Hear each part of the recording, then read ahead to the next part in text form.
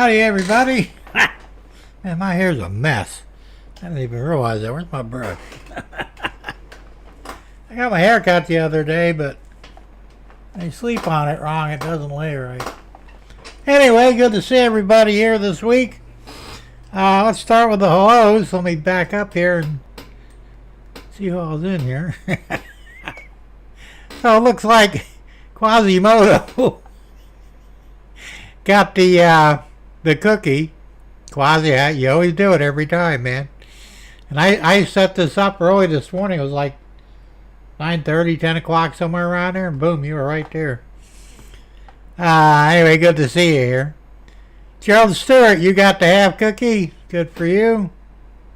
Glad to see you here. Chuck Schreiber, good to see you. John Nippenberg, yeah, I know. Zilch, nada, nothing there. Let's see. Check, yeah. Hanfield Road layout in the loft. Lee, how's it going? Good to see you. Darren Hamill. Hey, Darren, how's it going, man? Good to see you here. Dundas Junction Model Railroad. James, always good to see you, James. Let's see here. Well, you got a lot of chat going on there, James.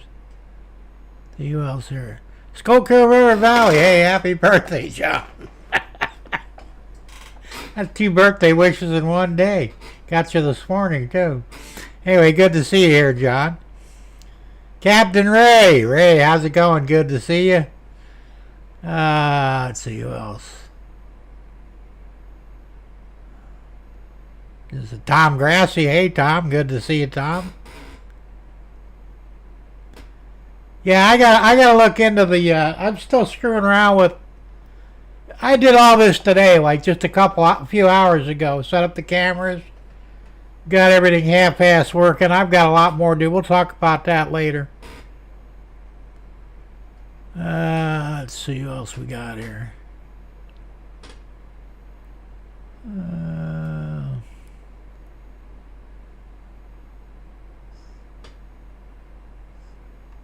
Still scrolling.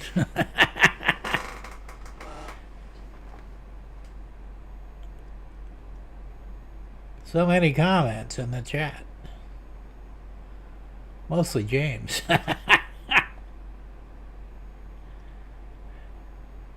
Alright, that's everybody. Okay, well, good to see y'all here. And then I missed everything last night. Picked the wife up at the airport. Oh, on Tom's channel. Yeah, I actually tuned into him last night. I tuned in to Tom Kvichak too, Tom's Trains and Things. I watch both simultaneously. It's a little difficult, but I somehow pull it off. Hey, Derek, good to see you here, man. Yeah, I got a shirt on. I was shirtless the other day because it was so damn hot out.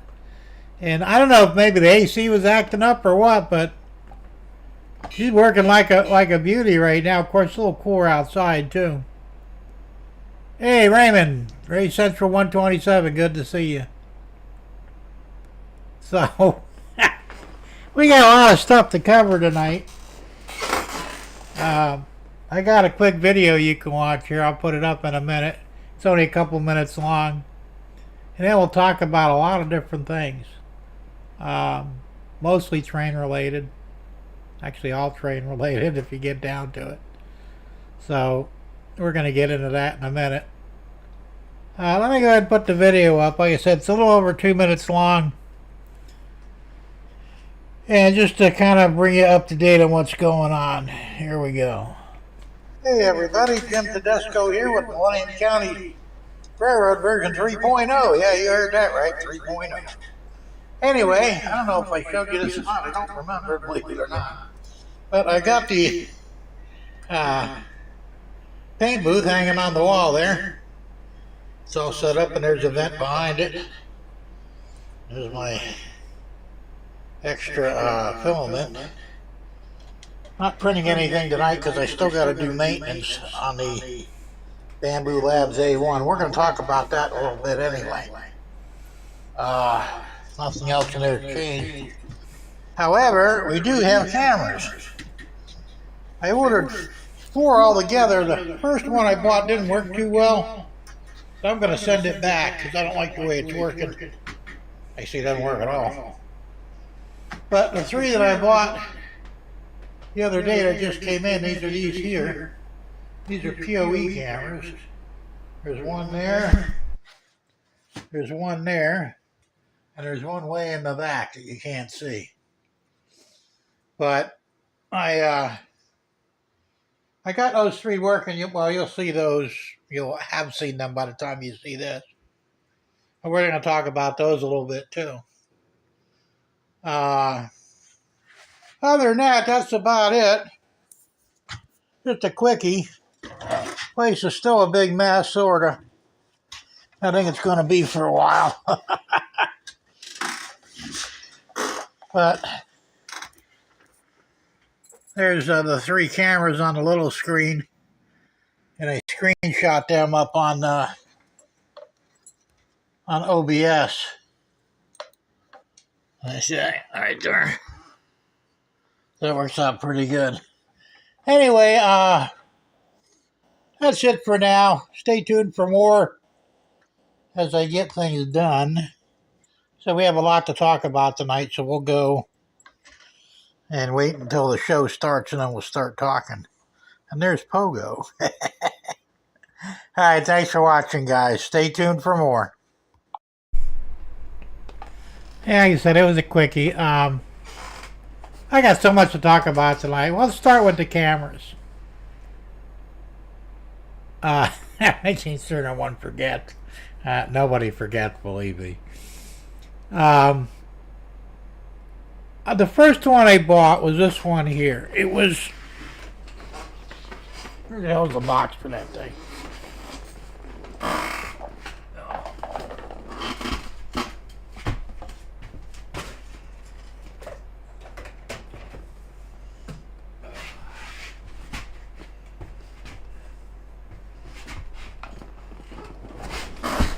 It was a cheap. Well, it was $32. Like I said, I'm gonna send it back. I don't like it. It's called an IR turret. It's a PO network IP or PoE camera. The problem is, it's not really compatible with anything.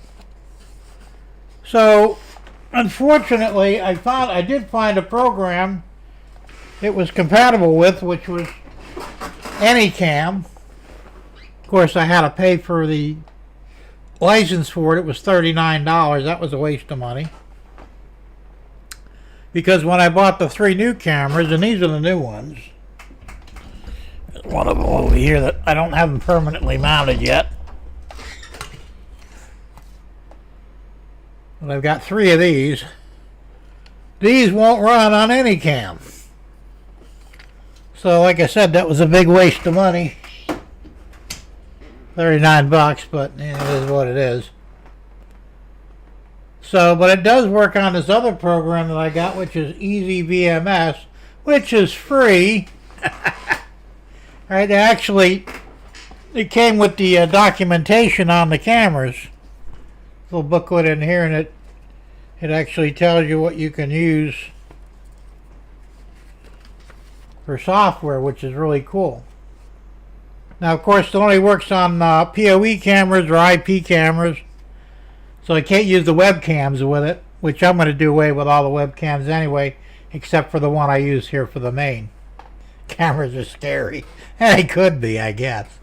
So, anyway, they do work great. I bought an 8-channel PoE switch, so I can run up to 8 cameras, and this software actually let me run up to 16 cameras. But I'd have to get another PoE switch if I wanted to do that, and that's too many cameras. I would ultimately like to have 6. So like I said, I'm going to send back that one over there, the turret camera. I'll buy another one of these. And then maybe next month I'll buy 2 more and use those for the overhead Amtrak rail system, passenger rail. That'll be cool to watch it, because I should have that set up by next month with the Motorman, and that'll be automated. It'll do its own thing. So that's the plan for cameras. Jim and his ports, not 8 channels. Well, you would think it would be ports, but it actually says in the documentation that they're channels. Which is the only reason I called it that. And let's see here. Oh no. It does say ports on the documentation, but on the Amazon page, it actually showed channels. I don't know why. Yeah, see, PoE ports, 1 through 8 ports. So you're correct, Tom. And then that's the 8 ports going in, and 2 ports going out. It has a LAN port, which I'm using, and then it has another port for either another switch or an NVR, which is a digital recorder, which I'm not going to need one of those. But anyway, it's a pretty nice setup. I mean, pretty cool, you know, and it was only $27. You couldn't beat the price. So, and like I said, it's powered, 52 volts, has an AI chip in it, supposedly, according to the documentation, which regulates the power depending upon how many cameras you got and the output for each camera. It's pretty slick. So this is going to solve a whole bunch of problems. It's not stressing my computer any. Basically, it runs through the internet, you know, well, through the router, and it's perfect. I mean, it's working great for me, so that's what we're going to now. What I've got to do with these, though, is I have to permanently mount them. I got them half-assed just laying there right now because I got to figure out the right place to put them, to aim them properly. I want to have one at each corner of the layout, you know, for the lower level, you know, for the lower track, and then one at each end of the layout probably for the above ground track. So I'll work all that out later on. It's, you know, it's time consuming, and like I said, I didn't have any time to do anything. Is there going to be a rant tonight? Maybe. We'll see. Actually, I do have something I can rant about, but that'll be later. So, Tom said, Jim, I worked in IT networking. Yeah, I know. You're a lot smarter than I am, Tom. I mean, that's obvious. But, you know. Anyway, thanks for the correction. I don't mind. So,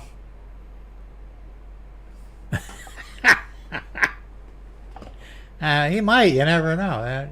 You ever been to Canada, Tom? I ventured into Canada once by accident. Never again.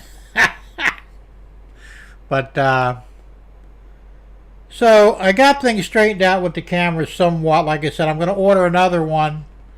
I'll send this one back and I'll exchange it. And the new ones, the 3 that I bought, they're $20 each. They're cheap. But they're 5 megapixel, where the turret one was only 4 megapixel. And I'll tell you what, it makes a big difference on the picture quality. 1 megapixel, I mean, it night and day. Because with the turret camera, it's kind of grainy. But because I had it hooked up and I brought the other 3 in, and what had happened is, wow, you have been around, Tom. What happened was when I put the first 3 on, the turret camera froze up. And no matter what I did, it would only work for a second and it would freeze. So obviously there's a problem there, you know. Because like I said, if there's no limit, I can run up to 16 cams simultaneously on this software. So obviously the problem is in the camera, not the software or the switch. So I also have to I want to get new Ethernet cables too. I bought one specifically for the one down on that end in the corner. I'm running a short one here for this camera, and I got a 100-footer on the other camera. As a matter of fact, you can see it right there.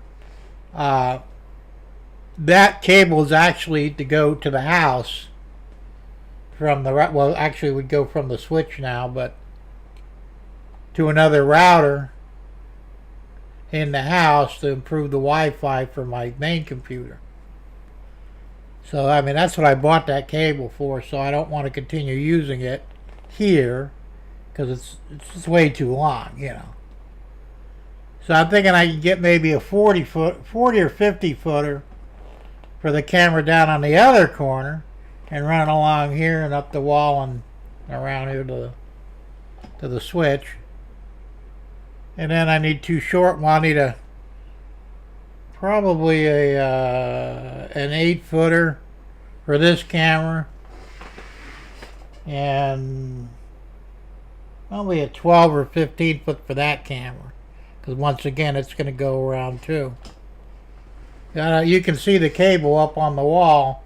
That's the USB cable for the USB camera, which isn't operational anymore because, well, it's still there. I'm going to take it down, but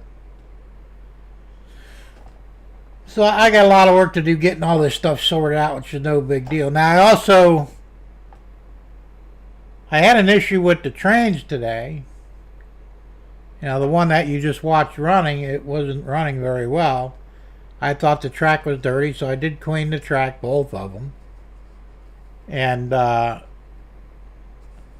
out there's a switch on my Digitracks, and I knew about it. But it's ones for O scale, N scale, and HO scale. Well, I had it on the O scale. And I think the O scale throws out more voltage. And it was probably tripping the decoder in the engine because it would be jerky and then it would quit. And if I shut it off and reset it, it would run a little bit longer. So I switched it back to HO and it runs fine now. I don't know why it was on O to begin with, but something I obviously overlooked. So that line, that track is working fine. Now the inside main, I added the 2 pieces of track that needed to be done. I've got voltage from right there about halfway around, and that side is dead. So I probably got a feeder that came disconnected, or one or more. Hey Dwight, how's it going? No, hey Talks, you're not missing anything. Oh, thanks for that, John. So I got to figure out what's going on with that and get voltage restored to it. And also on my drop arm, which I knew this could be a problem because the guy who actually came up with the idea, he had issues with not getting proper contact. So I've got contact on 3 rails. The 4th rail not getting any contact, so I have to drop a spring or maybe some conductive grease in there or something to establish a contact. But that only controls, you know, the drop arm, and that's it. So that'll be easy enough to fix too. So hopefully I'll have that all rectified by next week, because, you know, there's always like cameras, and let me twist this around other way. There's always something going on. So you just can't get around it, you know. So, but main thing is I got the cameras working. I got one rail working. The overhead rail works fine, but I have to do it manually right now, which is a pain in the ass because I have to really pay attention to it or I wind up dropping trains off the track, you know. So I say I get the motor man in place. That'll be automated anyway. I won't have to worry about it. I don't know if I'll get that done next week or not. Maybe the week after. I don't know. I was thinking tomorrow I got to go grocery shopping. So maybe Saturday I'll go to Home Depot. I'll pick up the wood for this doorway and get that finished. Because I hate looking at it like that. It looks like shit. So I want to get it finished out. I'll take the truck for that. You know, I use the truck. So the Ranger's running pretty good now. You know, not good. John says, I hate wiring issues, but I haven't caught anything on fire yet. Oh, I haven't either, thank God. I do have a fire extinguisher, though.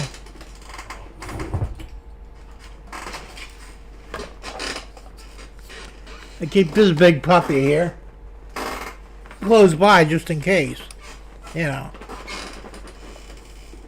And speaking of fires, this is something I want to talk. This isn't a rant, but I was watching a video the other day, and some hotshot YouTuber, I guess does a lot of 3D printing. He did nothing but trash the Bamboo Labs A1. Not the A1 Mini, just the A1. Which I also thought was strange because it's like, well, you know, they're basically the same machine. One's a little smaller than the other. But component-wise, they're identical as far as I know. So anyway, this guy's claiming that the A1 is a piece of shit and they burst into flames at any given point. And he believes it so much that he says if yours catches fire, to get a hold of him, they will reimburse you the full price you paid for it and pay for shipping to ship the machine to him so he can evaluate it. Well, like I said, Tom Grassie's had his for what, almost a year now, Tom, I think? I know you bought yours quite a bit before I did.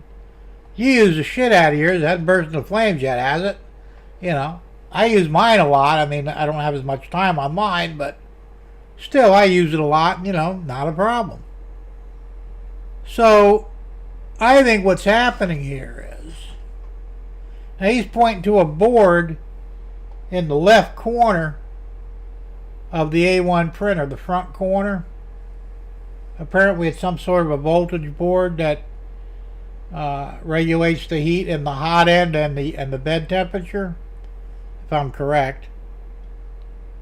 He claims that those things superheat, burst into flames, melt the fireproof plastic that the A1 is made of, and could, you know, set your room or even your whole house on fire. I'm thinking, well, wait a minute here. It's a thermistor that's on the board. I don't know how many of you guys are familiar with that terminology. It's a circuit. Excuse me. Got the hiccups today. Thermistors, when they burn up, they just burn up. You know, it'll fry and then you lose connection to it. You know, it'll break like a capacitor or anything else. No longer conducting electricity, so your fire hazard is gone. You know, the way I see it anyway. So what I'm thinking is actually happening is, and I wanted to comment on it, but I didn't, but I probably should have.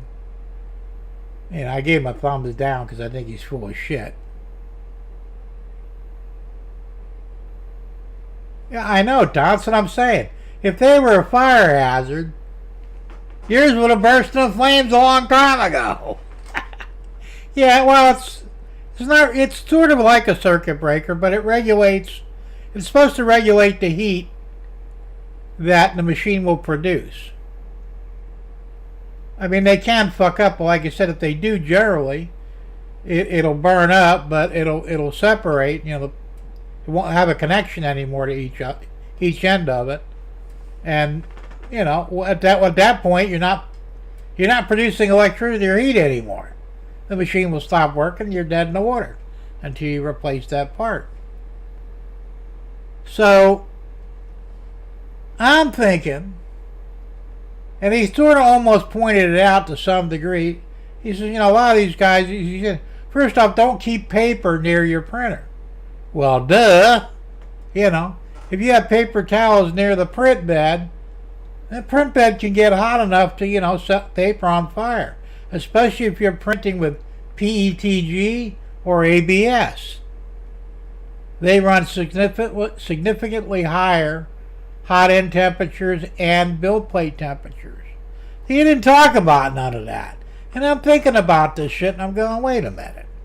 If you're using PLA or PLA Plus, which is mostly what I use, I don't like the PETG, to be honest with you. You're printing at 200 degrees Celsius, which is, yeah, it's hot. I mean, you can burn yourself.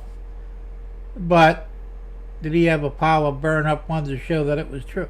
Well, he had a burn up machine, but if the fire was external, such as a rag or something plastic that caught fire, yes, it would destroy the machine too. If it was already on the machine. That's what I'm saying. He brought up a picture of an A1, and it was just charred nothingness. I mean, it just destroyed it. And I'm thinking, well, wait a minute now. And the problem is, the plastic that they use on the A1, and the A1 Mini, by the way, I think all the Bamboo Labs are supposed to be fire resistant or fire retardant.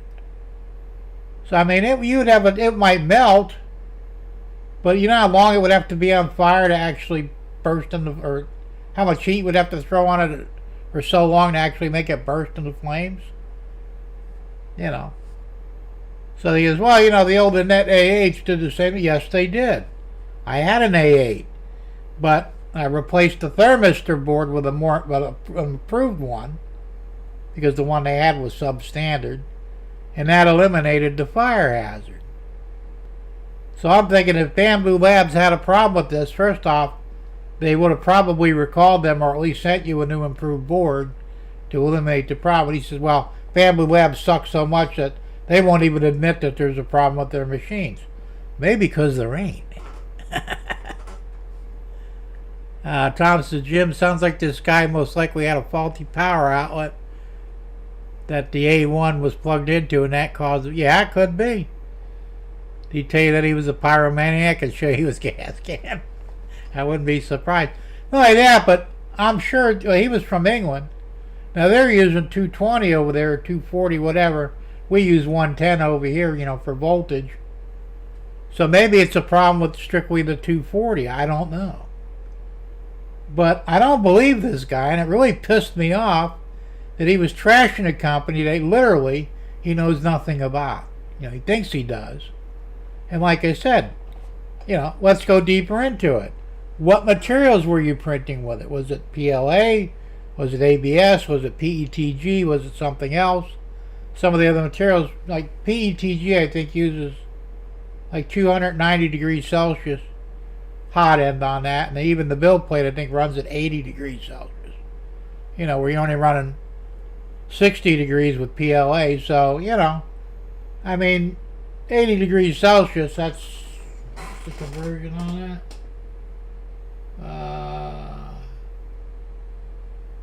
Mine don't even go up that high.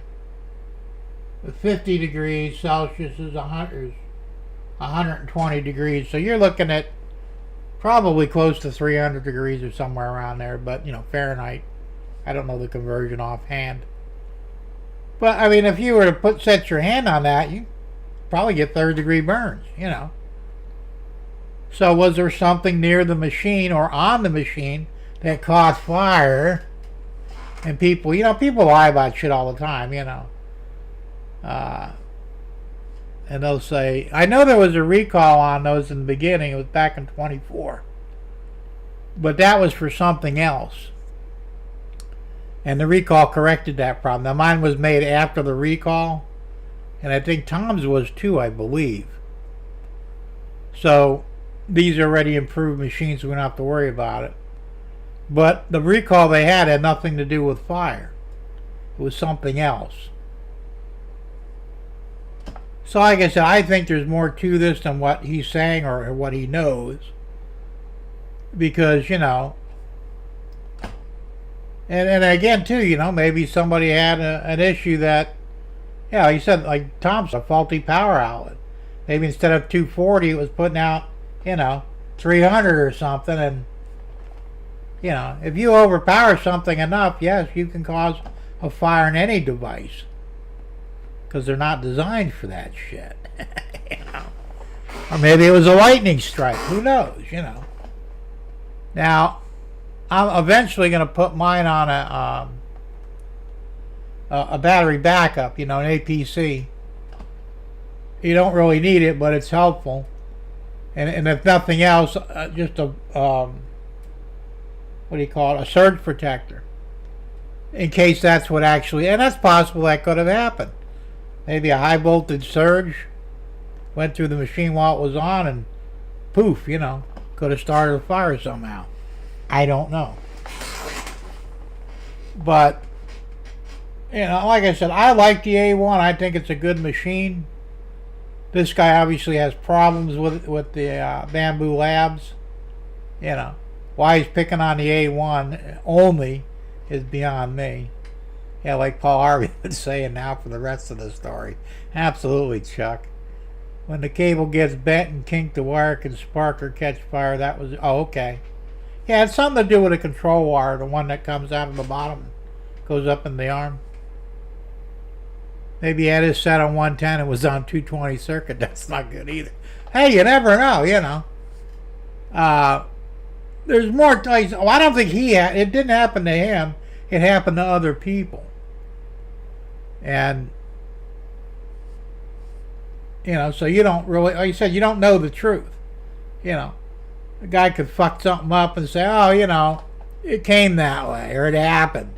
But in reality, he did something to make it happen, And, this shit happens all the time, It's like the idiots that, store their gas can next to their water heater, their propane water heater, and, if the fumes build up, it'll ignite the gasoline, So instead of saying, well, I shouldn't have put the gas in the garage next to the propane water heater, because that was stupid of me.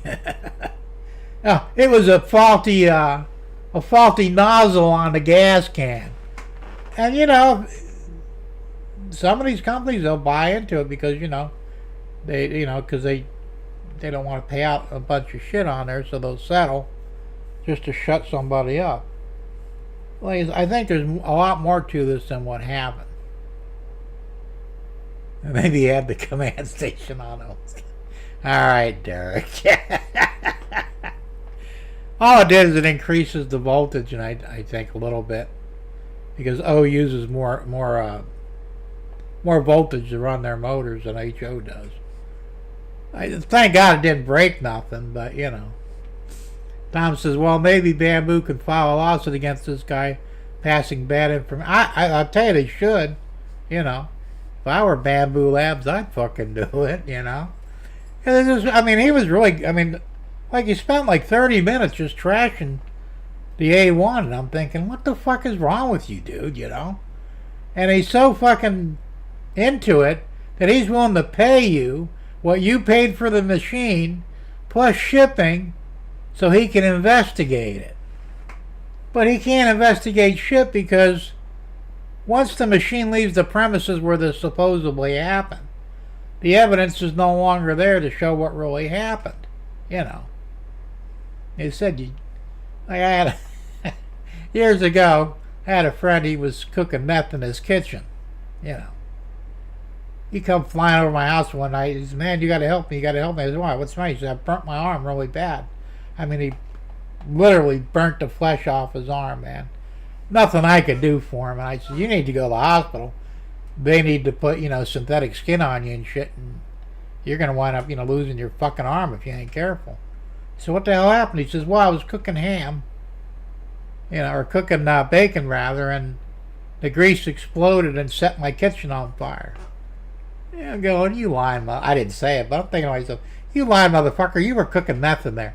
And I went and looked at the kitchen the next day. It was charred, man, the whole kitchen, about half the kitchen.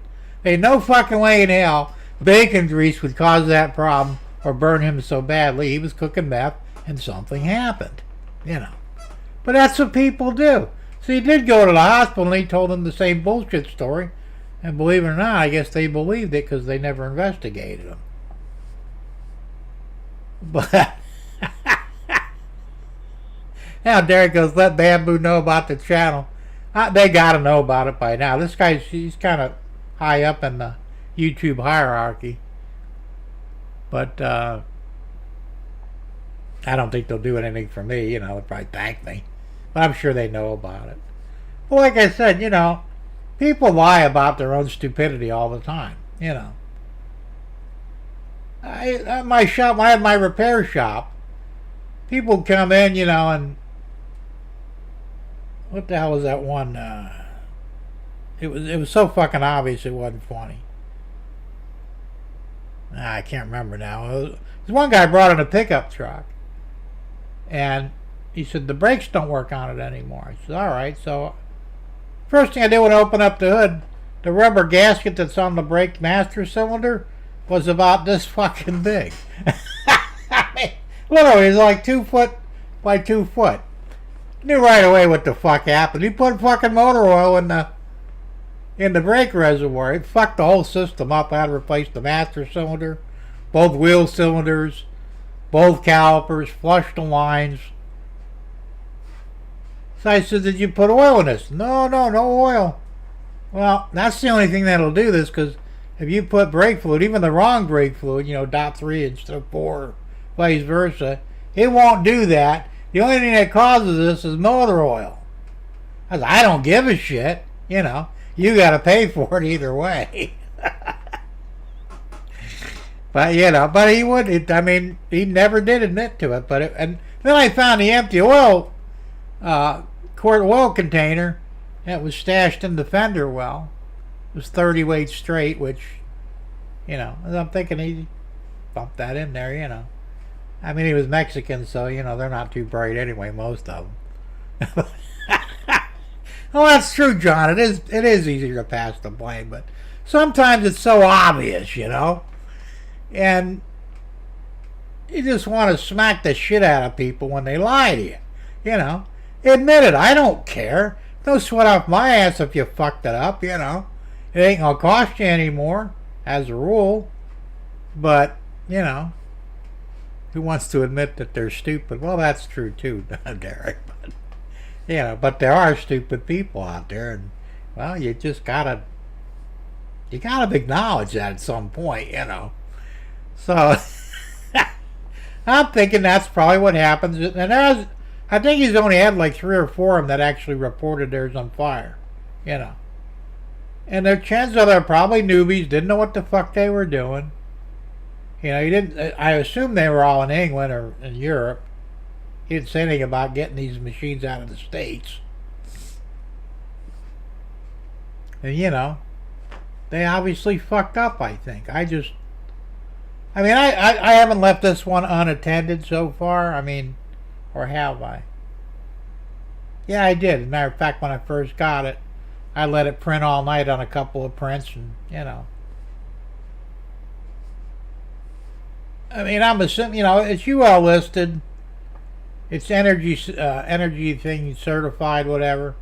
If there was a problem with it, they would have caught it, and they would have said, hey, you got to fix this, So, stupid was how you made money. You can't fix stupid, but you fixed what they did. That's true. Well, I also had another rule, too, in the shop. If you tried to fix it and fucked it up, I'd charge you double. Because I didn't know what you did. And I did that with this one Oldsmobile guy came in. They tried to put a timing chain in it. They had no fucking clue. So the guy comes in, he says, what do you charge me to put the timing chain? He said, well, what happened? He said, well, we took it apart, we tried to do it ourselves. I said, all right, well, see that board over there? That's the rule. I charge you double because I don't know what you did. I don't know what you did. I don't know if any parts missing. I got to figure it out. Twice as much labor and, brain power for me. So he said, all right, no problem. So I did. I charged them double, They brought the car. They had the car towed in. All the parts were in shoe boxes in the trunk, So fortunately, everything was there. I think maybe a couple of bolts might have been missing, but I had those. So but that was the rule. More power to you if you can fix it yourself. But if you try and fuck it up, well, now you got to pay the piper. And I was the only mechanic in the area that would do that. A lot of guys, it's not. We ain't fucking with it. You fucked it up. That's your problem now. Well, on interference motors that happens, but this was an older Oldsmobile and V8 and it had a chain in it, and then they didn't have interference pistons back in those days. But I think instead of like $150, it was like $300 or something like that, you know. And the guy tried to rob me after I fixed it. It's a funny story, you know. Yeah, I'll be quick about it, but I got it fixed. And I always pressure cleaned the motors when I did it. You know, anytime I had to open them up, I pressure clean them first because I don't like getting my hands dirty. Not unnecessarily anyway. And this thing was disgusting. So, hey Sparky, what's going on, man? I would admit I am stupid all the time. That way people stop asking me stupid questions. There you go. Hey, good to see you, Sparky. So anyway, I cleaned it up. I put it all back together. Running perfect. No leaks or nothing. I get paid. He pays me cash. Fix it up. Don't hear nothing for a week. His wife calls me up and says, you know, there's a problem with the car. I said, what's the matter with it? She says, well, there's an oil leak. It's all right, bring it in. It's something I did, and, you know, I fix it for free. She goes, all right, so I'll have my husband bring it in when he gets a chance. Or she brought it in, like the next week. I opened the hood. I mean, you can eat off this engine. That's how clean it is. And I can't find a fucking oil leak. Not anywhere. I go, man, do you know where the leak is? She said, no, he just said it's leaking. I said, well, if I can't find it, I can't fix it, you know. So I said, I can eat off of this thing. It's so clean. She said, I said, tell your husband to bring it himself and show me the leak, and I'll fix it, you know, if it's something I did. So, okay, so she takes the car back. A week later, this guy calls me up. He says, why didn't you fix my car? Because I couldn't find anything wrong with it. I said, your wife said that you said there's a leak. You know I cleaned the motors before. You know, you can eat off that thing. It's so clean. I can't see an oil leak. I said, you bring it in. Show me the leak. If it's something I did, I'll fix it for free, you know. I said, man, I'm a good mechanic, man. I back up my work, you know. So he comes in about a week later, opens up the hood. He says, there, right there, see it? I go, no, show it to me. So right on the oil sending unit, which is on the front of the motor, which I never touched, by the way, there was a drop of oil, I kid you not, a drop of oil on it, you know, where the plastic meets the metal. So just to shut him up, I said, I'll tell you what, I'll get you a new sending unit. They're only like $4. I didn't care, you know. Well, no, I want my money back. I said, no, you don't get your money back. The car's fixed. I'm going to replace that sending unit, even though it's not really my problem, but I'm a nice guy. But no, you don't get a refund. So, you know. So I called up the parts store. He sent me a sending unit. I put it in there. And said, yeah, there you go, man. You're good to go. You're not going to give me a refund? Nope. So he gets in the car. He takes off. A fucking week later, he calls me up. He says, listen, I'm not fucking around. I want my money back. I says, well, I ain't fucking around either. You ain't getting your money back. You paid for the repairs. The repairs were made. The car's perfect. So, you know, deal with it. Well, we ain't heard the end of this. I said, yeah, whatever, you know. So a week after that, him and 5 of his buddies come to my shop. I used to be there late, you know, doing books and all that shit. And, you know, because I had cash on hand and all. So he comes in there, sits down. He says, well, look, he says, I'm here for my money. I said, I told you, you're not getting any. He says, do we have to go outside and take care of it like men? I said, well, I guess we could, but tell you what, let me get you your money. So in my briefcase, I had my 45. I opened the briefcase out, pulled it out, racked one. His 5 buddies were gone by the time I got one racked in the chamber. He fucking froze up, you know. And I said, now let me explain something to you. Right now, I can legally kill you for trying to, you know, rob me. You're a burglar or a criminal, you know. Robbery's a, you know, serious felony. I could use deadly force on you. So do I have to do that? No, sir. I'm sorry, sir. Oh, yeah, you're fucking sorry now because you got the fucking wrong end of a gun pointing at you. But here's how it's going to work. You're going to get up, you're going to get the fuck out of here. And if I ever see you, even out in the street, I will shoot you. So if you see me first, you better hide behind a tree or something because I will kill you. Now get the fuck out of my shop, you know. That fucker couldn't get out of there quick enough. Never heard from him again. That dude tried to rob me, man. Really? Yeah. I guess he must have thought I was a stupid white guy. I don't know. 1911 was his refund. There you go. That's what I carry, 1911, man. So, that was the only time anybody actually tried to rob me, but and I had another guy come in. He had a Pontiac Firebird, a Trans Am, was supposedly a pace car, from NASCAR or whatever. Well, he said the motor was bad in it. It burned oil and overheated. And I always checked everything before I worked on them. So I figured, well, I'll take it out if I blow it up. No big deal, because he wanted me to put another motor in there for him that he built. I says, all right. Well, the deal is, I'll put it in, but I don't warranty the motor. I didn't build it. If you fucked it up and it don't run, that's on you. You still pay me. Yeah, all right, no problem. So we signed the contract and all that shit.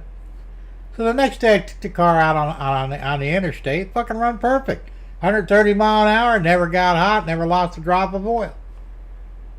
Fuck, this is bullshit. So I brought it back. I ran the numbers on it. It wasn't a pace car.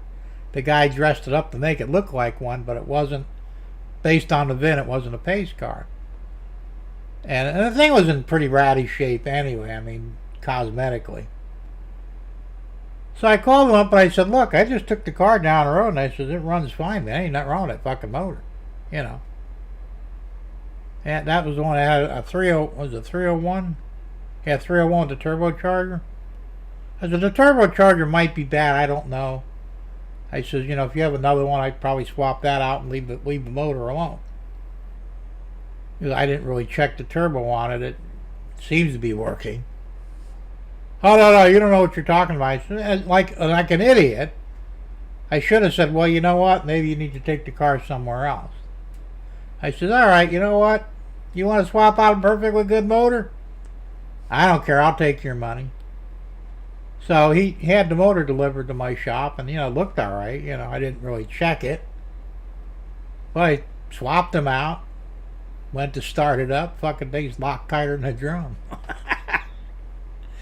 No shit, I know what he did. On a Pontiac motor. From the factory, they never trued the crank journals on them. They would actually grind the bearings to fit the journals. So when you replaced the bearings on it, if you didn't have the crank turned to first, you would run into problems. And I'll tell you what, I found out the first time I built one. Put it all together, fucking tighter than a drum. So what the fuck? So then I learned after that, always have the crank turned, and so it's even. Oh, thanks, man. Appreciate that. Hey, Joe, good to see you here. So anyway, long story short, I called him up. I said, look, your motor's shit, man. It's locked up. You didn't turn the crank, did you? He says, well, what are you talking about? I said, well, that's exactly what I figured. I says, you know what? I says, you don't owe me nothing. Come get your car. I'm done with it. Oh, no, you got to fix it. I said, no, I don't.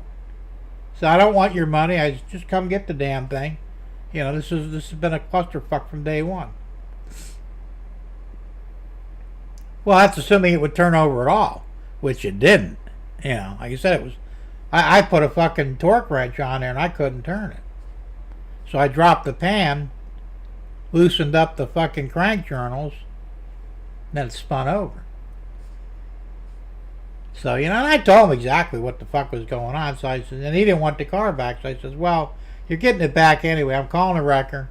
They're going to come get it, drop it off either in your driveway or in the road. I don't really care which. Well, he wouldn't accept it, so they dropped it in the road. Now, I took pictures of this car before, before and after, before they hooked it up and after they hooked it up. No damage was done to the car at all. So this fucker, about a month later, I get a summons for court. He's suing me. For a car that isn't worth probably $3,000 if it were running, he was trying to get me for $25,000 because it was an official pace car, but it wasn't. So I'm thinking, this guy ain't got a prayer in hell in court, So I go to court, and they. They left. Well, I left the the crank bearings loose so he could turn the motor. So they went ahead and they videotaped it. You know, see, it's free. It turns fine. The mechanic was lying. As I told the judge, Your Honor, I says, I did that to see if that was the problem, and it was. When I asked him if he had the crankshaft turned, it's a mechanical term, he just said, why would you do that? And I said, that was my answer. He didn't have it done. And you have to do it on these motors. So this guy lied his ass off about it. Well, he broke the windshield on my car. He cut all the wiring out of the engine compartment and all. Hey, why would I do that shit? You know. I showed the judge the pictures. I said, there's the car right before they picked it up. Here's the car after they put it on the wrecker. I said, so it left here intact. You know. I said, the wiring is fine. I said, it was all hooked up. I don't know what they did to it. I don't really care. This guy's a scam artist, you know. So, anyway, I lost in court. I never paid the fucker, you know, because, you know, I was bullshit. But the only reason I lost, because I never got the certification from the mechanics thing. But I had, because I had people backing me up, and I had actually witnesses and everything else saying, you know, the best mechanic they ever had. I've been doing this shit for, 9 years. Well, really longer, but out of business. But in business 9 years, and I never fucked up a car. So the judge says, well, if you'd have had your certification, I would have found in your behalf, but I don't know if you really know what you're doing or not. I says, well, I got over 100 fucking, documents here from people that I've worked on their cars. You can call them up and verify it. And, I said, this guy's a con artist. And that car ain't worth 25 grand. I ran the numbers on it. Yes, they are actually, Quasi. I printed those. They came out pretty good, too. So anyway, so I walked out of the courtroom and that fucker said, well, when are you going to pay me? I says, if you even try and pursue this, I will burn you and that car down to the ground. Yeah, he went to the judge. The judge, he threatened me. Judge, I didn't hear nothing. And that was the end of that, The only real problem I ever had in my shop, like I said, I should have seen it coming. I didn't want the job to begin with because it just didn't sound right, So, anyway, back to trains. So, yeah, so, like I said, I think this guy with the A1, I think he's full of shit. And I might go ahead and look him up again and maybe make some comments on there, because, it's bullshit. You tried. I was just pointing out how people lie about shit, And that's what I'm saying. They'll make, every time you read something in the paper or on TV or on YouTube and it sounds suspicious, because you're not getting the whole story, People make up shit, and, if they scream loud enough and long enough, people will start believing them, even though they're, full of shit. So it is what it is. As far as my rant goes, let's see, what was I going to rant about? I forgot now, damn it. I got sidetracked. Oh, my haircut. Yeah, believe it or not, I went to go get it cut yesterday. And was it yesterday? Yeah, yesterday. And the same owner was there. I says, well, I'll be damned. I figured, but she was complaining. She says, I don't know how much longer I can stay in business. I go, well, maybe I got here too soon. She says, why? I can't find any barbers that'll stay. So, well, what difference does it make? She said, well, I have to pay the rent.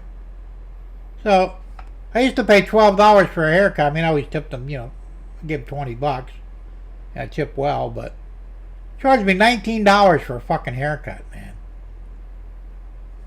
Which, she did a good job, but that's a lot of fucking money, man. And I still had to tip her. So I tipped her $6, gave her an even 30. But that kind of pissed me off. That really wasn't the rant, though. What the hell was I going to rant about? Oh, I know what I can rant about. Here, let me do the rant thing first, though.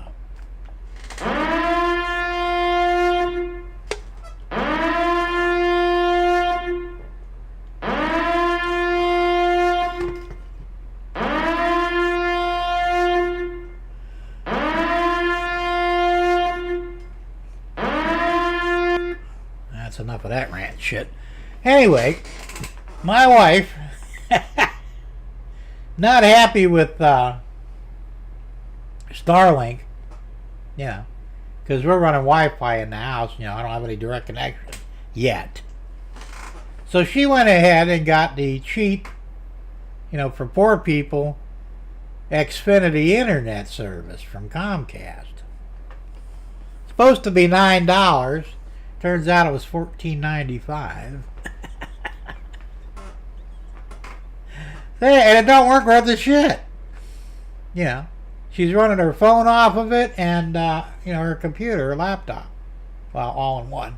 And her laptop. She said they're all running really slow. And you get that circle thing there, the buffering deal. Even on her phone. I said, well, Deb, I said, why do you think I dropped Comcast? Because, it sucks. And why aren't you using, Starlink, especially on your phone? My phone works fine in the house. Yours should too. I just think it'd be better to get, something that isn't, you aren't, hogging it all. And even with what I use, it still works fine. Your dog was freaking out from the alarm. That's funny. Sort of. So anyway, yesterday she calls them up to complain, talks to their service reps. And I didn't hear it, because she didn't really have it on speakerphone, but basically they were trying to convince her that they're going to fix it, and if she acts now, she could get her cell service through them too, for like an additional $40. And I'm thinking, why would you pay $40 for cell service when you're only paying like $20 now? And if she's with Consumer Cellular, which sucks too, but so once you go to where I'm going with, Pure Talk, $22 and change every month, 3 gigs of data, unlimited talk and text, and it works perfectly. It's not that, but if you go over to that, I'll get 2 months free out of it, for, recommending you. So she goes, well, my phone's working fine. I don't know what the hell their problem is. I said, well, they're just trying to make money off you, and they figure you're stupid, because, you don't ever stand up for yourself. I said, you see the way I deal with people. I don't give a fuck whether I piss them off or not.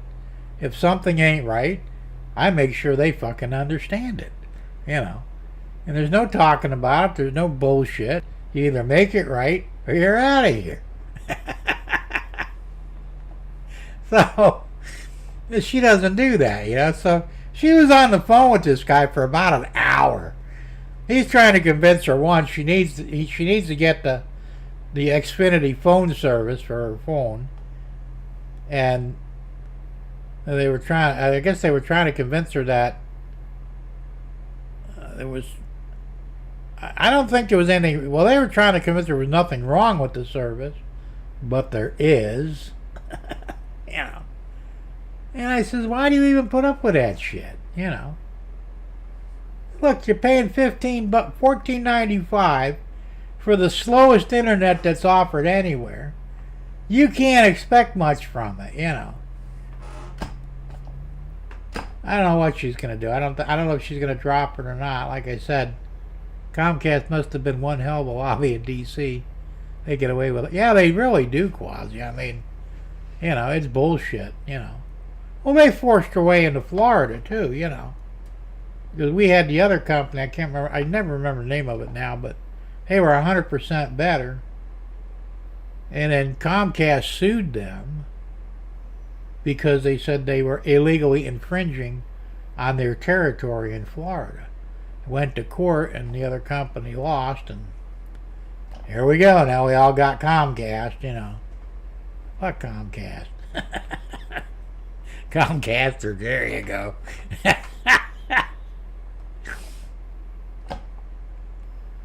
So, I don't know what she's going to do, but I'll tell you what, And I said, why don't you tell them right off the bat, yeah, Comcast, there you go. Why don't you tell them right off the bat you don't want their fucking phone You just want an internet system that works. You know. I said, I don't know why you're not using my Starlink anyway. Well, it'll slow this. I said, no, it won't. I said, you don't do anything that's going to slow down my connection on the internet, you know.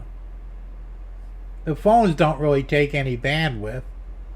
And your computer, I told you, your computer's slow because it needs to be, you know, refurbished. You know, she likes to put shit on there that fucks up the computer like that. Spotify. You guys ever run Spotify? Spotify will fuck your computer up in most cases. It'll slow it way down. I don't know what it is, but I had that problem. I ran it for a time once, and it messed my computer all up too, and I took it out of there and, you know, cleaned everything out, and boom, I'm running fine again. So I told her, just stop putting Spotify on your fucking computer. And don't put it on your phone either, because it'll probably do the same thing to your phone. You know? Well, she took it out of the computer, but, you know, you still have to go in there and clean everything out. She won't let me do it. So I said, well, then you're just going to have to deal with, you know, what it is. Spotify is a cash grab. Yeah, it probably is. I don't know nothing about it, except, you know, they got music, but it's just not worth it, you know. Derek says, my homeowner's insurance went up to $1,100 because they raised the cost of replacing the dwelling by over $200,000. I called them and asked if they could lower the amount, and I got a continued. Oh, okay. I'll wait for the continued. Well, they're all a bunch of fucking thieves anyway, you know. I got a thing in the mail telling me it was time to renew my homeowner's insurance. Hard to renew something you don't have to begin with, you know. And so I looked at it and they says, you know, we can give you homeowner's insurance based on the value of your home and $100,000 for contents, which I don't have $100,000 worth of contents probably. For a mere, what the hell, they want $1,600 and change per year? Fuck you, you ain't getting that. You know. In the trash it went. They raised it $150,000 more, and the price went up $250. They will find out shortly that it was canceled, and I got a new company. Well, good for you. That's what you have to do, though, you know.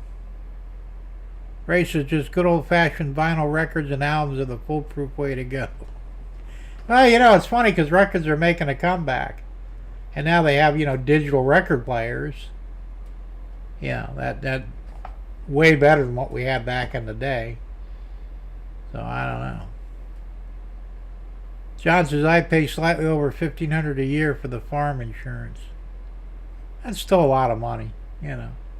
And I think if you never use it, Golden Spike, man, you change your name again. Jesus Christ, man, you gotta quit doing that. Anyway, hi Thomas. Good to see you here. You know, if you never use it, you just throw that money away. Can you imagine having insurance for, say, 50 years on your house? And you spent all that money and nothing ever went back. I would set the house on fire just to collect on it. Get some of that money back. You know? Well, I wanted to refurbish the house anyway, so, you know.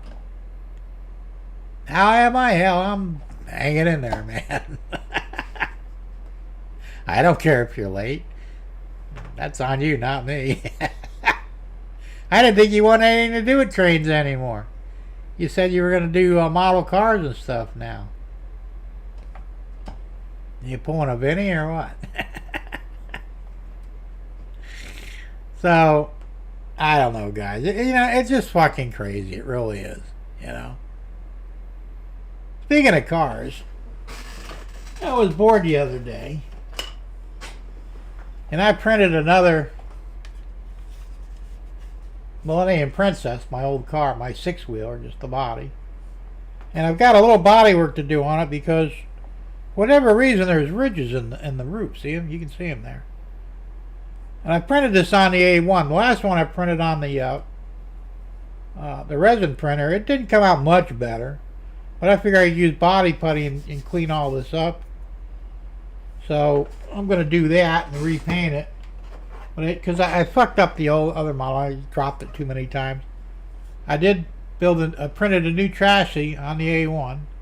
Did a beautiful job. I gotta paint it yet. So about the only thing I'm gonna be able to reuse is the wheels and tires. You can see those. And the engine. And I'm not even sure if I'm gonna reuse the engine. Because I printed all this stuff, so we'll see how it goes. Like I said, I'm not done with model cars, but they're not the real priority. I mean, my real priority, of course, is trains. Tom says, I had a great turntable made by Marantz. The diamond needle played my album's great. Lost that in a hurricane. Oh, that sucked. Yeah, Marantz made they made good equipment. Nice stuff. And Thomas says, Jim, I'm thinking about making an American Freedom Train Golden Spike. It will have American Freedom Train 4449250 anniversary. Oh, that's cool. Yeah, that'd be different. Sparky says, was the turntable the big one, Thomas? That fits the big boy? Not that turntable, man. One for records. And John wants to know which one is 4449. I have no idea. And it was a 4140 or whatever the big boy is. I don't even remember. And the big boy is going through Ohio, by the way. I think next week or sometime soon. So if you're in that area, you might want to go check it out. I wish it would come down here. I'm not driving to Ohio just to look at a train, but if it made it to Florida somewhere, I would travel the state to go check it out. Thomas says, I actually have a real brass railroad spike made from copper cobalt alloy. That's cool. Derek says, Thomas, I have a Marantz and a Girard. Great sound, and when you turn them off, the plate still spins for about 2 minutes. Wow, that's cool. Alright, 4014, that's what it is. Thanks, Sparky. I have bad memory for that stuff. And Thomas says, Southern Pacific 4449. Okay. So it's not a big boy then, I don't think. John says, I'm going to try and catch it now, tuna July 9th. There you go. Tom says, Jim, big boy going to Steamtown, Pennsylvania in a couple weeks. Yeah, well, that's closer to you. It's coming right across to the eastern seaboard. So, yeah, if you can see it, man, get some video and post that. I would love to go see it, you know. But there's no way. I can't afford to drive up there, and you know, if they got down to Georgia or something, like I said, I would drive to Georgia, but I ain't driving any farther than that. I think 4449 was an SP daylight, and the big boy is 4014. Okay. Be better to go to Scranton to see 4014 and 4012 together. Oh, I didn't know they had 4012 there too. July 4th in Philly. There you go. Anyway, that's pretty cool, you know. My wife got a notification of it, and she gave it to me, and I sent it up to Crooked Dave, and he said, yeah, I already know about it. I'm going to go see it and when I get a chance. So, back in 75, 76, Southern Pacific Daylight number 4449 was the original American Freedom Train. Oh, I did not know that. That's cool. So you're still in the trains then, right? Or are you just gonna like rail fan? That's it. Like I got your email the other day, and I'm thinking he's gonna pull another Vinny. Vinny tried that and he didn't do. I guess. Well, he got away from trains and went into, you know, model cars and planes and ships. Now he's going back to trains but I think he's still doing the cars, planes, and the ships with it. So I don't know what he's chasing there, but I thought he had a pretty good deal going with the trains, so I don't know. John says the 78 chassis steam special was the East Coast 76 Freedom train. Okay. Thomas says, yes, sir, I'm still on the trains. Okay, that's cool. Hey, Wigwag Workshop. Steven, how's it going, man? 2.5 hours for me to see the whistle stop of the big boy in Euclid, Ohio. That'll be cool. It's whatever trains he sees he's picking while he's picking up spikes. There you go. Yeah. I tell you, you know, the CSX has been running at night through here on the Sugar Line. Technically they own the track anyway, but 3 o'clock in the fucking morning, one of the engineers blows his fucking horn. Like to shoot the motherfucker, you know. They're not supposed to blow their horn late at night, you know. I mean, there's a crossing there with the gates and the lights, you know. You'd see the headlight of the train long before it got there. I don't know why they're blowing their fucking horn. Only one of them does it, because sometimes it goes through and they don't blow the horn. Ray says, I missed the good old days when Vinny went live. Yeah, I know. I miss them too. I wish he'd go back to doing it, but I don't know what's going on with him, you know. Hey, he's not getting any younger either. Maybe he's just, you know, looking at it from the perspective. It's, you know, it is a lot of work to do a live stream when you get down to it. And a lot of guys get burnt out and they think that, you know, they got nothing new to show. Sparky, you're guilty of that one. Isn't that why you quit doing the lives? You know, on a regular basis, because you said you had nothing to show, but you don't need nothing to show, man. We just want to see it anyway, you know. Even if it's the same thing day, you know, week after week. Thomas said, Jim, I believe 4014 might be in Augustus, Georgia. I'll have to look into that. If they did, I'll go up there and see it for that, because that's not far from here. It's about a 4-hour drive, you know, which is not a big deal. Trains are greater than airlines and all. Oh, absolutely. Too many accidents, Jim. The Rock Island Heritage hit a truck, killed the boy. Yeah, well, I know. There was that one guy that tried to climb up on the big boy, and he fell off. They videotaped it. He got hurt. They had to bring him to the hospital. It's like, well, you dumb fat bastard. What the hell are you doing trying to climb up in the cab of the thing anyway, you know?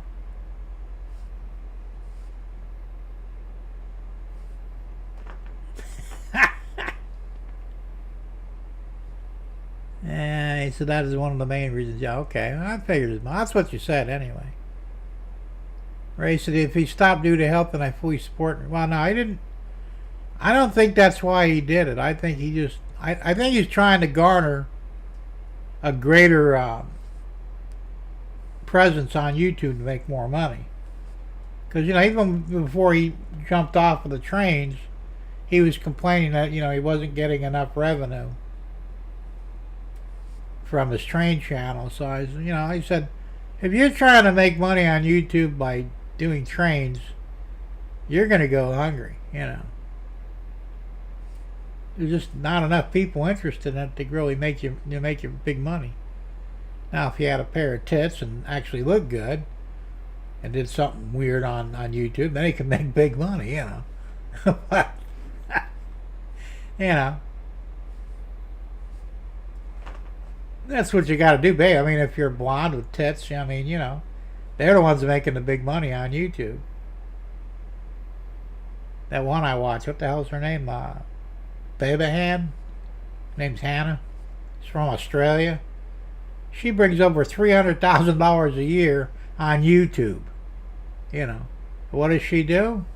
Just a simple 15-minute show where she makes fun of odds and ends that are on the web. You know, she looks good. People want to look at her. You know, that's how she's making the money.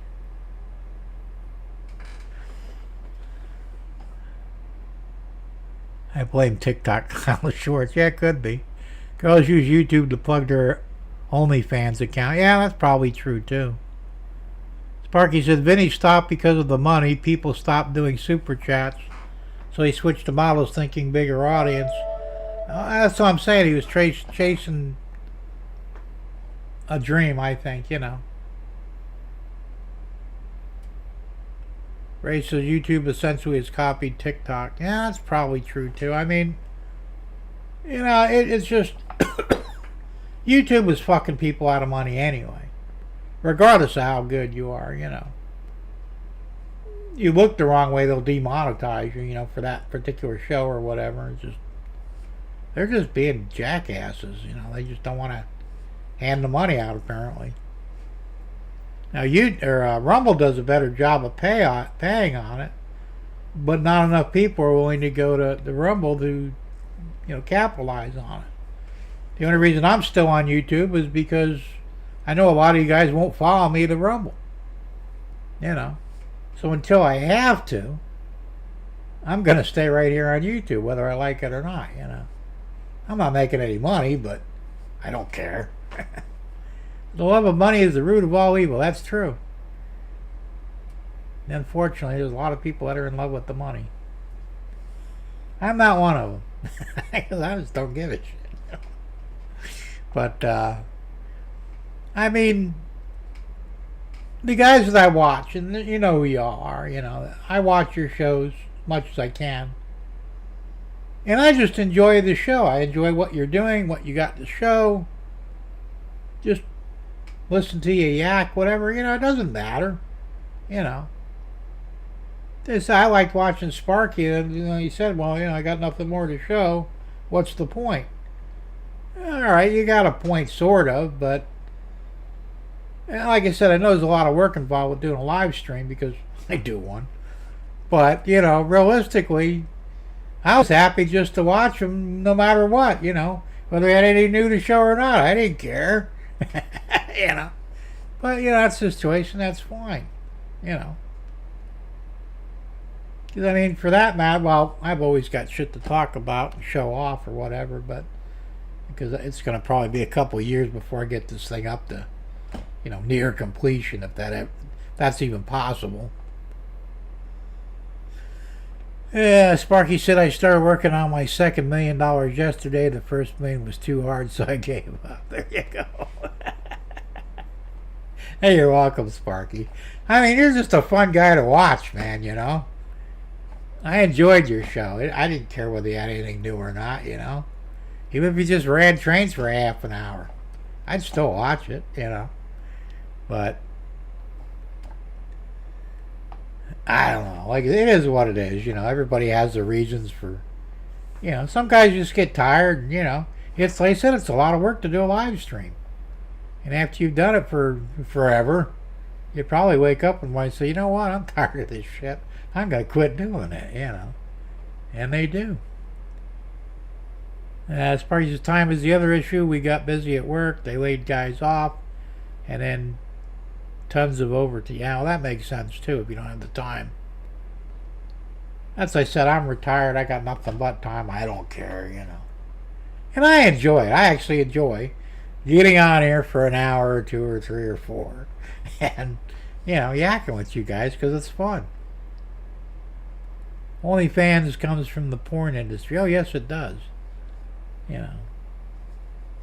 And I tell you, I don't watch, like I said, I don't watch OnlyFans. I don't watch TikTok. But sometimes their shit winds up on YouTube, you know, the cleaner version of it. And it's like, it's no wonder you people are all fucked up, you know. Any woman that gets half naked in front of people that she doesn't know and demanding money for it is somebody I wouldn't really want to deal with anyway, you know. They're there just for the money. And that's fine for them. If that's what you want to do, knock yourself out, you know. I won't be a part of it.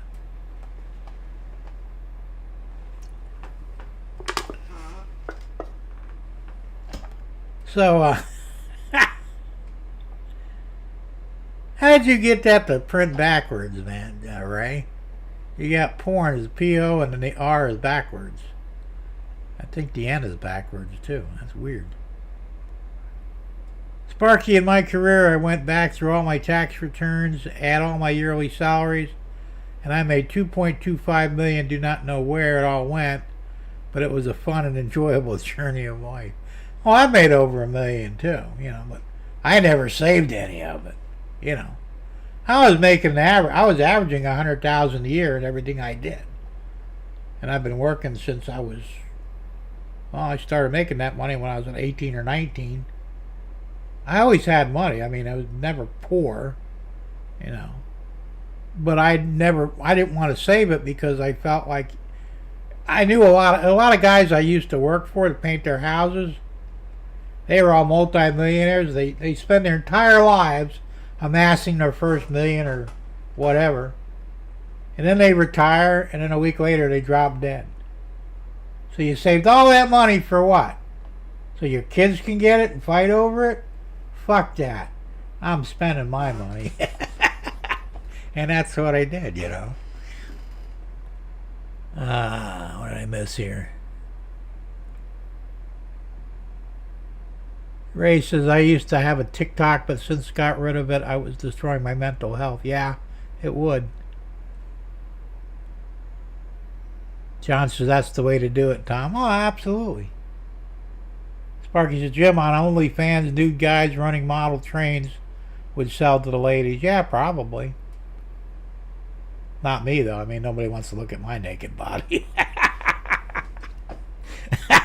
Yeah. When you look at me, you'd see that old country song, I don't look good naked anymore, I use the Ukrainian keyboard to type those. Oh, that's cool. Didn't know you could do that. That's kind of weird, man. Yeah, because some Russian letters are backwards. I never understood that either, why they do that, but the hell do I know. The 747 for the space shuttle cost $16 million. Wonder what the cost is now. Oh, I'm sure. Sparky, OnlyFans is a scam site. I would not watch that. Be careful. That's true too. Well, like I said, it's all about money. People will do almost anything to make a buck. Some people will anyway. I won't because I just, I don't give a shit. And that's why I'm not rich. I don't have the right mentality to be rich. Well, I'll never be rich, probably. Like I said, I probably made close to $2 million, somewhere around there. But I didn't save a dime. I spent it. I had fun. I didn't do drugs or drink, not really, but on the drinking anyway. But I bought things, I experienced things, I traveled a lot for a while, and I was in the country, but I had fun. I also got rid of what used to be Twitter.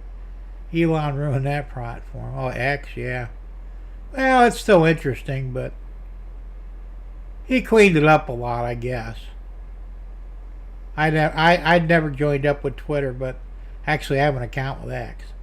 I don't get on it much, though. Derek says, Sparky needs an OnlyFans channel naked with trains covering the important parts. I don't want to see that. I wouldn't watch it.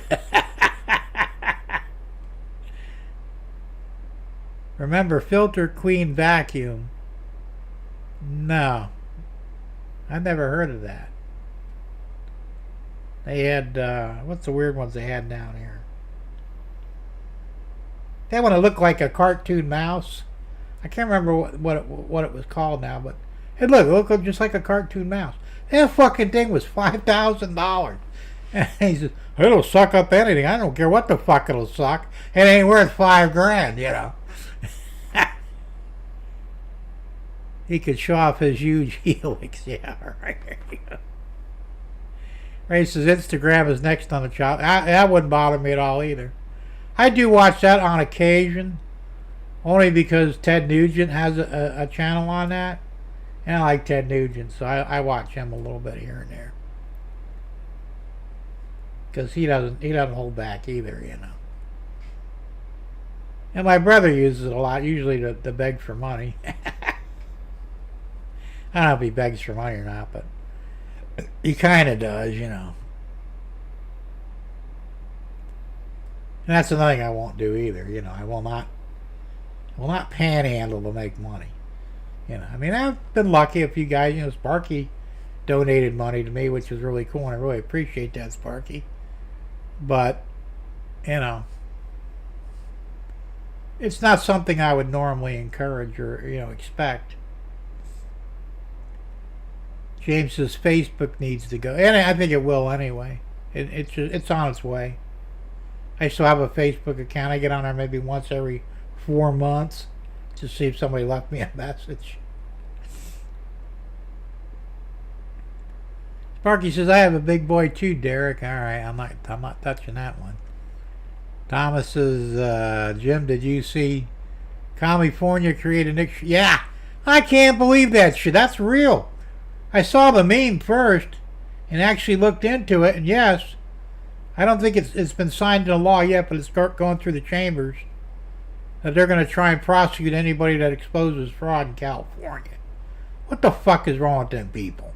You know?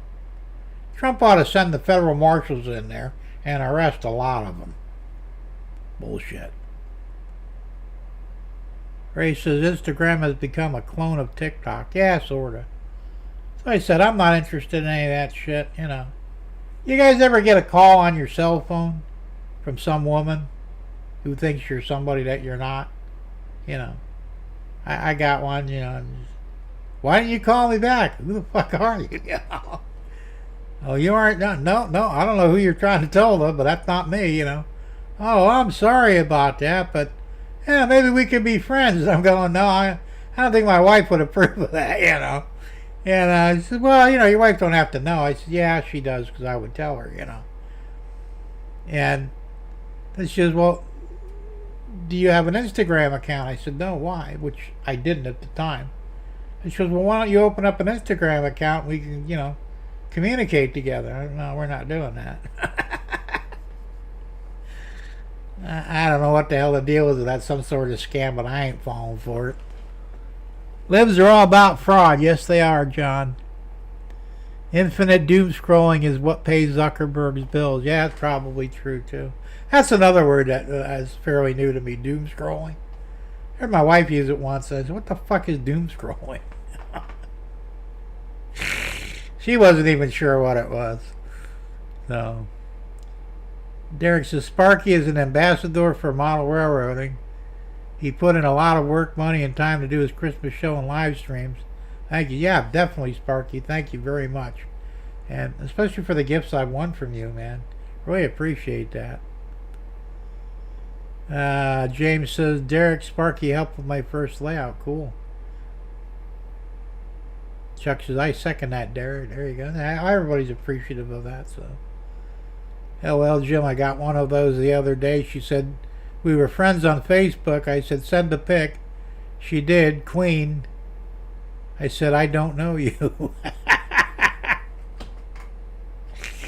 I've gotten three or four of them calls already. Yeah, it's usually some Asian woman, you know. And I said, I don't know what their deal is. But, you know, I mean, I don't trust anybody anyway. And you don't really know if that's even a woman you're talking to. So, you know, we're not going there. MySpace was the greatest, pure chronology and no algorithm. I don't know, MySpace, well, they shut that down because, you know, it got out of hand too, sort of. Sparky, so yeah, she said, let's be friends now anyway. I said, okay, just send nudes and videos, and I'm not sending you money. Never heard from her again. That's a direct approach. I never thought of that.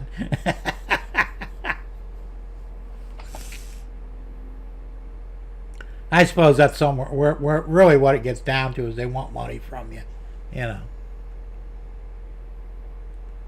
John says, I had a MySpace page back. Well, I still have mine, I guess. It's still running, MySpace is, but it's like kind of dead in the water, but it still exists. And if you had a page on there, you probably still have one. So, you know. I got root beer. It should be cold by now. I put it in the fridge earlier. Ah. Oh. Got this from Tractor Supply. Teddy's root beer. It's pretty good, actually. Caffeine free, unfortunately, but you know, I don't drink anything with caffeine anymore anyway. But every now and then I like something different from the damn ginger ale. I'll take a swig of this stuff.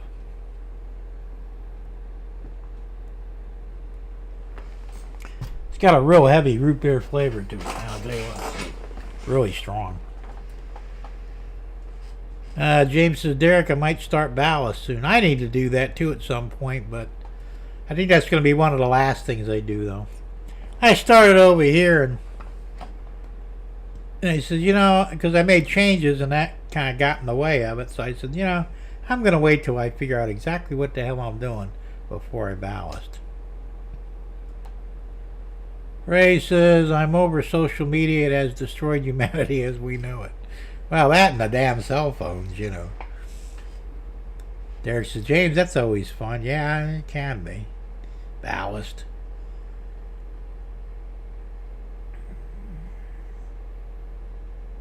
Didn't I just give away a ballast spreader? I thought I did. Or I may not have, but thought I did. Did you? Maybe you won that, Derek. I don't remember, damn it. I've got a, you know, the old-fashioned ballast spreader, which works just fine.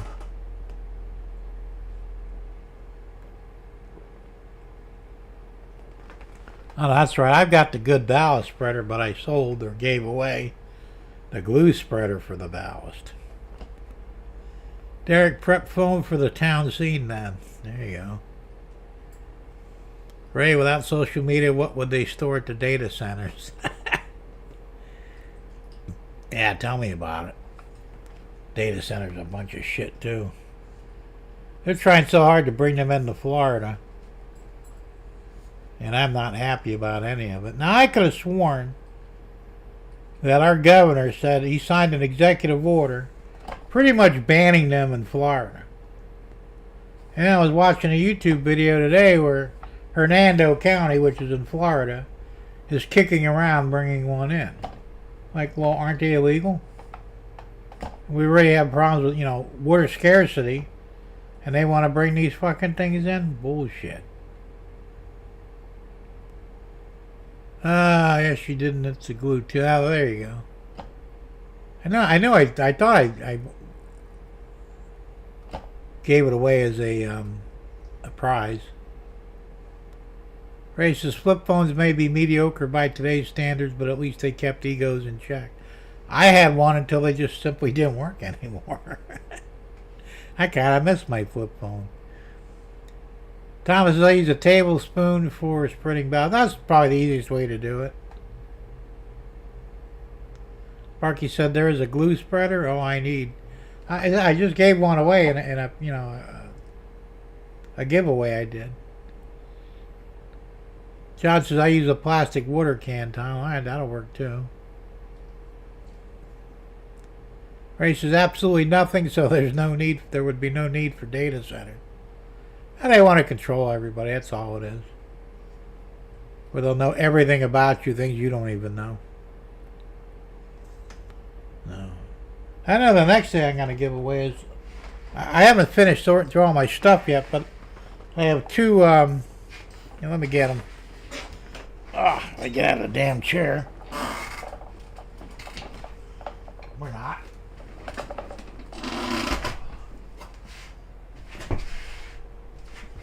I gotta get a new chair, man. This chair sucks.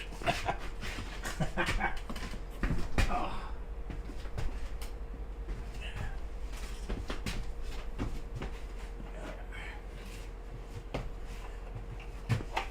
Yeah, I'm not gonna do it tonight, but maybe in the next couple of weeks. Well, I want to get more stuff anyway. We'll do a contest. And I printed these up, and these actually work really well. They're paint racks for the apple barrel paints. I got two of them. I didn't need them because I made new ones, so I'm just gonna give these away. And I know I got other stuff. Like I said, I haven't really gotten into all my drawers yet. I've probably got all kinds of shit I want to get rid of, so. John says use a clear condiment container for glue water. Yeah, that'll work. He says Zuckerberg doesn't need to have any more yachts than what he already has. Zuckerberg's an asshole. Somebody needs to put one in his head, too. Derek says it was a high-tech device. You can control the rate of glue. Yeah, it was. It was pretty fancy. I paid like $60 for it, man, but I just didn't really like it, so. John says 50% Elmer's, 50% water, and a teaspoon of Dawn. Yeah, that actually probably works better than everything, so. Who is Dawn? Oh, you know who Dawn is. The crack of Dawn? Have you ever been there? I say the same about Bezos. Yeah, same thing. Is she cute? Well, it depends. She could be. Everybody wants to get in the crack of Dawn, you know. But God, I'm losing it. And I tell you who they really need to go after is Bill Gates. What the hell that son of a bitch do now? He says, oh yeah, he's dropping ticks. You know, ticks like dogs get. That if you get bit by one, you'll be allergic to red meat for the rest of your life. And some dairy products. And he's dumping by the millions. Mostly in farm areas, so somebody needs to take that motherfucker out, and I wish they'd hurry up and do it. Dawn dishwashing soap. That's the other Dawn. Jeff Beeswax is more like it. There you go. Dawn is a back scrubber. Could be. Gates is evil. Yes, he is. Fucking Satan worshipping motherfucker. I don't know why he's still breathing. I don't get it. I really don't. This week's installment of Girl Talk. Gates is in the... Of course he is. He was on the island. Hell, Gates' ex-wife is a man. You know, just like Michelle Obama's a man. You know, Michael. Big Mike. So Donna's cute and she does dishes. Nice. There you go. This is going downhill quick, isn't it?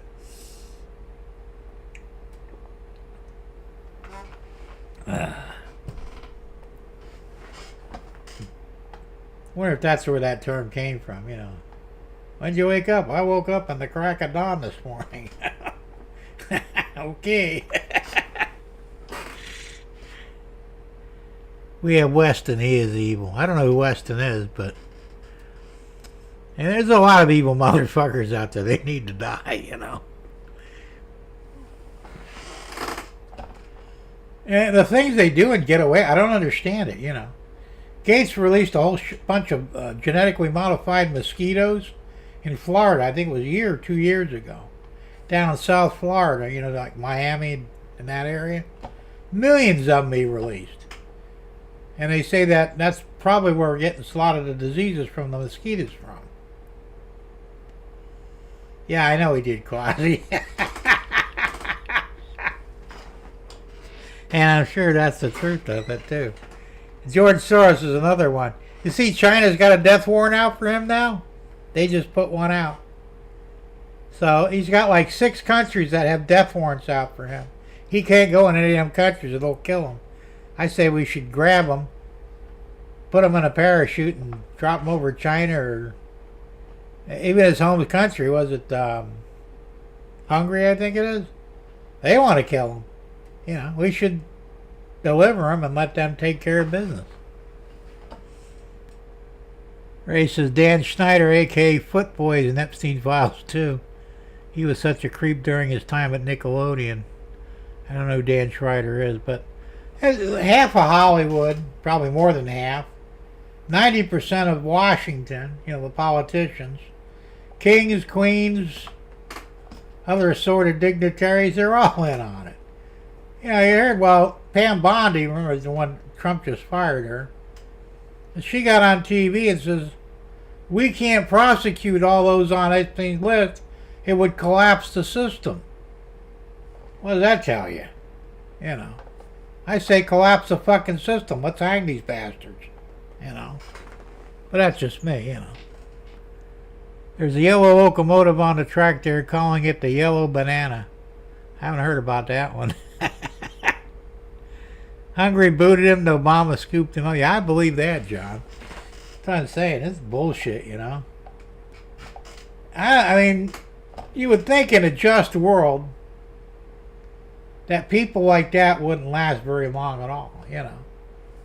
And like I said, with Soros, they need not only to kill him, they got to kill his sons too.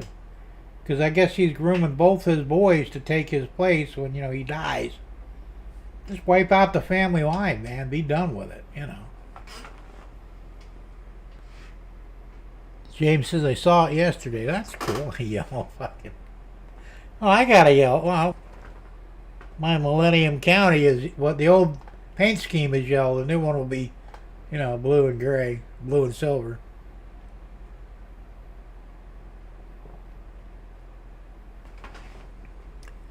Sparky says, I got that one on video, James, but only from the top.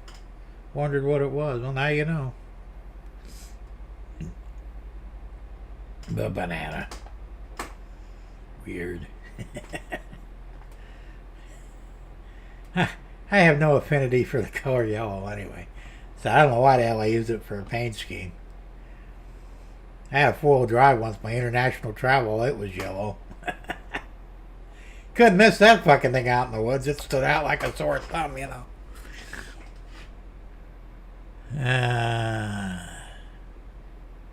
Sparky, I did another video from the side. Oh, that's cool.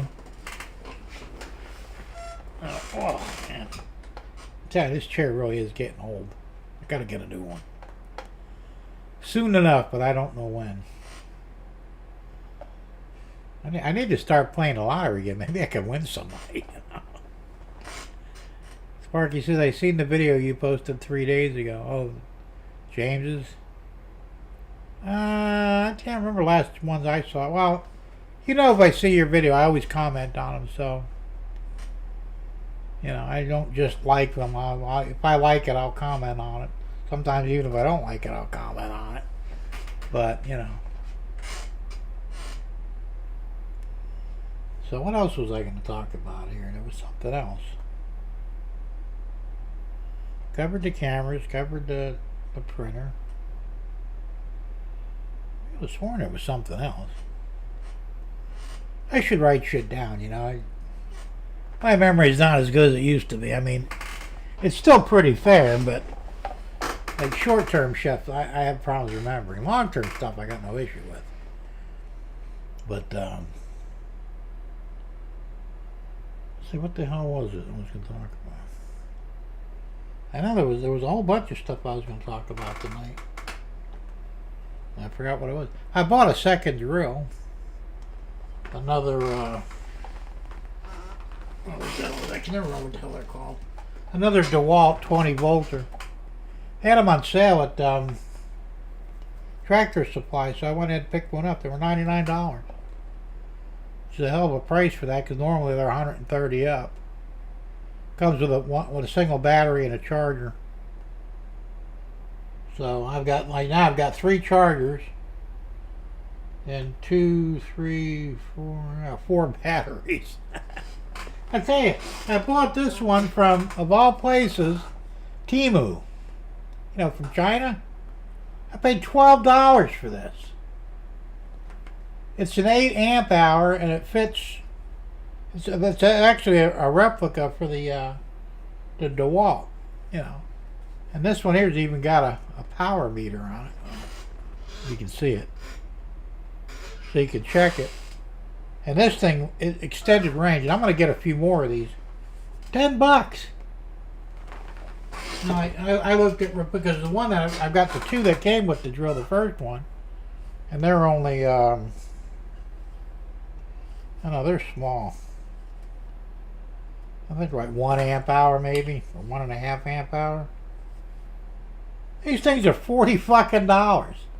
You know, the actual DeWalt brand. I don't give a shit about the brand name on it, but like I said, it's the exact same thing as that one from China. It's probably the same company. But I'm not going to spend $40 on this when I can get that for $10. So, but I wanted a second drill because, you know, when I was doing the shed, I only had one drill. And that's a real pain in the ass when you need one drill to drill holes, another drill to screw screws. So, in this case, you got one of each, you know, it's like, oh, drill, screw, you know. I've always had two drills. And I have another, an old, what is this again? An old DeWalt, I don't know why I can't remember that name. It's a big one, it's an 18 volter. It was hot when I bought it. I paid like $5 for it. Came with 2 batteries and a charger. The batteries are toast. I already replaced them once. They're still toast. So, you know, I'm probably going to toss the drill. I still got it, but I don't want to replace the batteries, and I can't find those from China that'll fit that. So these ones here that slide in instead of the ones that plug in. So I'm just going to stick with that, and I'll go with it. I know, Ray. You're paying for the name without a doubt. So, have a new one sparky and one was standing on top of it. Okay. So I picked that up because, like I said, there's always, you know, because even when I work in here sometimes, you know, sometimes I got to drill a hole before I can put a screw in. So it's just a pain. I mean, I'm not like getting lazy, but it's just a pain in the ass, you know. Drill a hole, take the bit out, put the screw bit in, screw that in, take the screw bit out, put the drill bit back in, you know, because you don't always have, you know, where you know exactly where you're going to drill the hole. So this way you got one with a drill bit, one with a screw bit, zip, zip, and you're done. Might happen if, you know, one breaks. Of course, they're brushless. They're good drills. And the first one I bought, I think 5 years ago, I bought it at Home Depot. It was on sale for $129. That was the sale price. And I went ahead and bought it because I figured I needed a good drill. So it's, you know, and I've got a lot of use out of it too, man. And when I saw the new one, I said, you know what, $99? I'll buy it.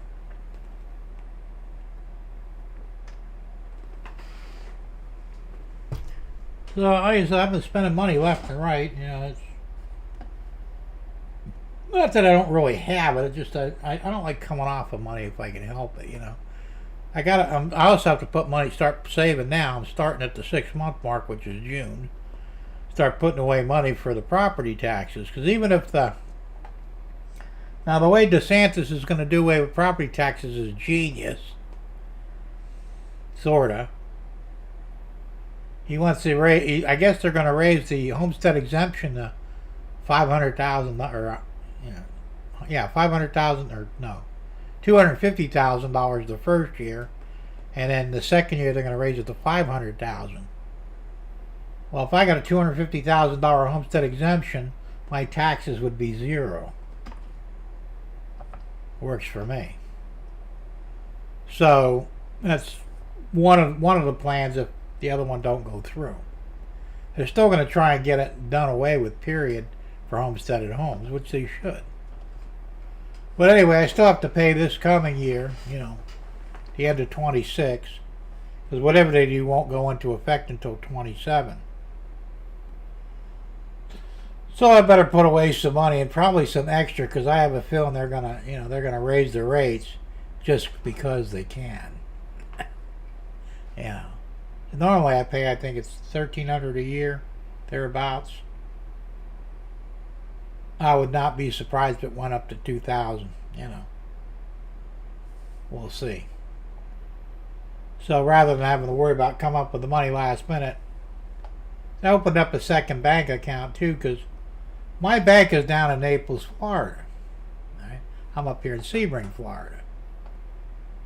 Well, it's a pain in the ass sometimes, so I still got the bank down there, which is my main bank, where my disability fund goes and all.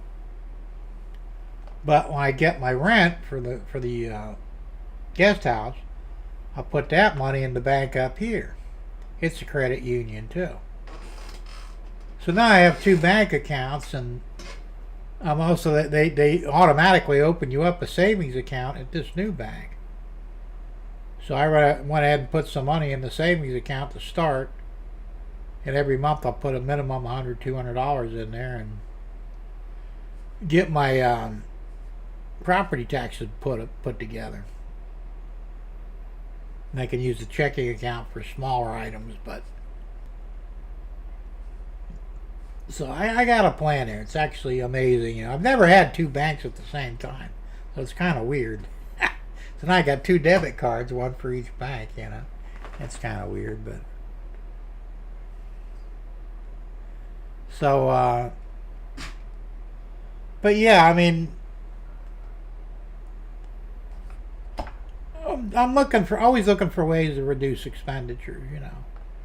And most of the stuff here is reasonably priced. I mean, food's still outrageous. You know, I buy Omaha steaks, you know, well, hamburgers and hot dogs from Omaha Steaks every month. I just got my order in today. I put in yesterday. Apparently they got smart. Now they got hubs all over the place. It used to take a week to get the food. And sometimes when I got it, it wasn't frozen anymore. And, you know, I'd call them up and they'd replace it for free. But that had to be costing them a shitload of money, you know. So I ordered it yesterday, and here it was today. You know, UPS. I'm going, holy fuck. And seriously frozen. So I'm going, this is the way to do it. And it came from a place called Orm Beach. I have no where it's in Florida, but somewhere close by, obviously. So I said, that's the way to do it. But they went up in price too. I was usually paying about $130 after my $30 discount coupon, which I get one every month. So it's $130 out of pocket for, you know, what I get, 32 hot dogs and 32 hamburgers, you know. So this time, they did away with the smash burgers. They don't have them anymore. They're thinner burgers. They're half the price, obviously. So they got the rare full-size steak burgers. So I got 40 of those for $119. Kind of pricey, but, you know, not bad, terribly. And 32 hot dogs for $70. So after my $30 discount, I'm in it for $154. Well, shit, now I got to spend more money for that. But buying the stuff locally is twice as expensive. I couldn't afford to buy it last month, so I didn't. Alright, Sparky, thanks for popping in, man. We'll see you next time. Have a good weekend, be safe, and hopefully we'll see you again next week. No problem, Sparky. My pleasure, man. So, I didn't buy Omaha last month, you know. So he says, well, I still got to eat meat. So I went to, you know, Winn-Dixie, and I was going to get the Bubba burgers. I did get Bubba burgers. I got the Bubba smash burgers, which were $15 for 12 of them, which I thought was outrageous.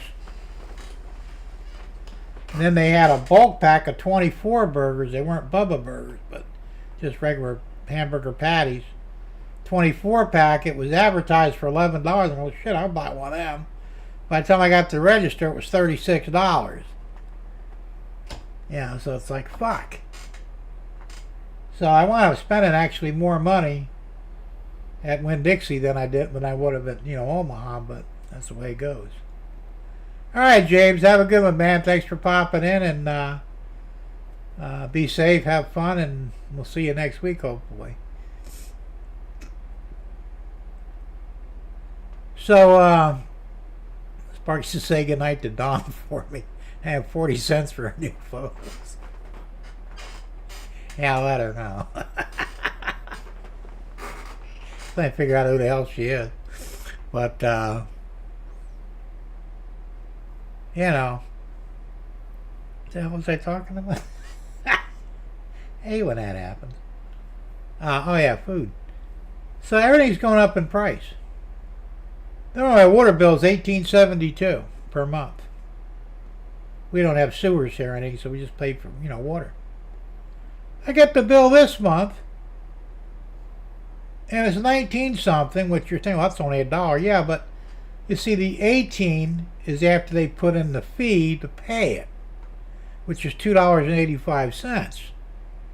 The only way you can not pay the fee is to go down there in person and hand them cash or a check. If you use a credit card, debit, PayPal, any of that shit, $2.85 fucking fee. So I wound up paying $22 and change for my fucking water, and what they did was they put a $4 fucking surcharge on the water usage. Don't know why. I use the same amount I use every month. It's pretty much static. But the bastards, they always find a way to make a little bit more money. The electric bill went up a tiny, tiny bit because now we got the window air conditioner, which is like a mini split, in the living room. But I don't care because that's a small price to pay for comfort. Races, if restaurants continue to go up in price, it could mean the end of obesity. No, it won't. Fat people always find a way to get food. I mean, I'm fucking overweight. I'm 222 pounds. I basically eat 2 meals a day. I have dinner. I have a burger usually, and fries because I cook them in an air fryer so they're not fattening. Obesity is, yeah, that's true, it is, mostly. And for lunch I have a hot dog, which is once again all beef. No fillers, no pork, nothing. Just beef. So basically I'm on that, that meat diet. Can I lose fucking weight? Fuck no. Of course I can't run or do extended walks or anything, so exercise is literally not happening. And that may have something to do with it. Damn that Hooterville Water Company. There you go. Yeah, my wife thinks of this place like that. It's like Hooterville or some other fucked up place. And unfortunately, I mean, things are bad. I mean, they're not bad, but I don't know. People are different here, Some of them are friendly, some of them are just real assholes. And businesses here just don't give a shit. They'll toss you out of the store if you look at them the wrong way. They don't care.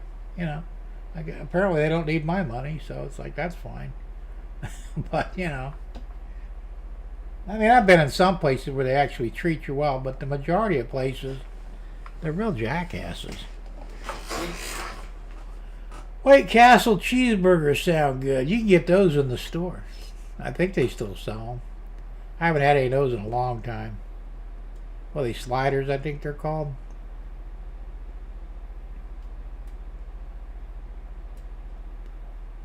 Where's Rail Artist? I don't know where Rail Artist is. He doesn't always show up. He used to for a while. And then he got mad because I talk about everything but trains, so he stopped coming out here a little bit, but I mean, we're talking more about trains than we ever have, so, he's got no excuse. I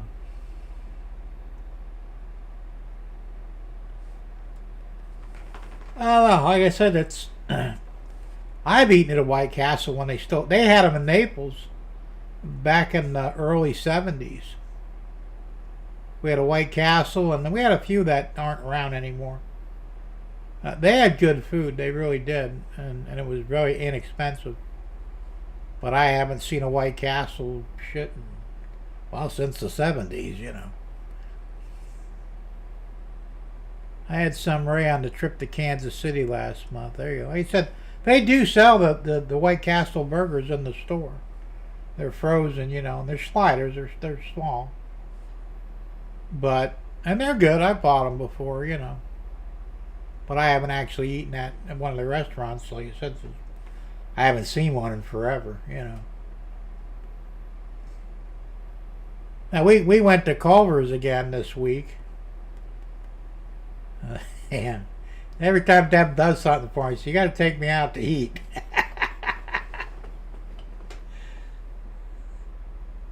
They're sliders, so called because they go down the slide. Yeah, there you go.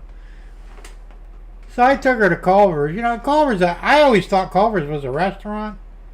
It's really a fast food joint, but it's set up more like a restaurant. So we went inside to eat, because it was hot out. And, I made her buy this time. I usually buy for both of us. She bought for both of us this time. Jim, how did they get those little holes in those sliders? I have no idea. They did slide right on down. Yes, they did. And out. Yeah. Like a greasy burger, boy, right through the chute, right? But their food is good. Matter of fact, they were in the top 7 of fast food joints to actually get good food. The top 10 for bad food was much worse. I think the only good ones were In-N-Out, Culver's, Chick-fil-A. Can't remember the others. There's 4 more. But the worst ones, of course, were McDonald's, Burger King, Wendy's. I don't eat at them places anymore. They're expensive and their food is garbage. You can get them in a store. What makes them really great is that you can add tomato, lettuce, pickles, as well as any fillings you can think of. That's true, Ray. Like I said, they sell them in the frozen section in the meat department. You have 20 minutes together home after White Castle. There you go. So, but I was telling my wife, I said, the problem in this country, most of the food here is garbage. I mean, realistically it is, They drill the holes in the patties as they're being pressed. Yeah, probably. That would make sense. Oh, you have 20 minutes to get home after White Castle. There you go. So, because she said, I won't buy anything from China. I said, Chinese food, really American food, but made in China is probably better than the food we're buying here, Because, most of the world won't even accept our food for export, Nobody will take our corn. A lot of places won't take our beef. So, why won't they take our food? Because it's tainted, So, I don't know. It might be actually better off to buy food from foreigners than it is to buy it from here. I don't know. Unless there's a Taco Bell on the way. There you go. I think Taco Bell was one of the bad ones, too. Oh, and so is Panini's, the bread company. I've never eaten at Panini, so I don't know. But and I don't really do Mexican food, so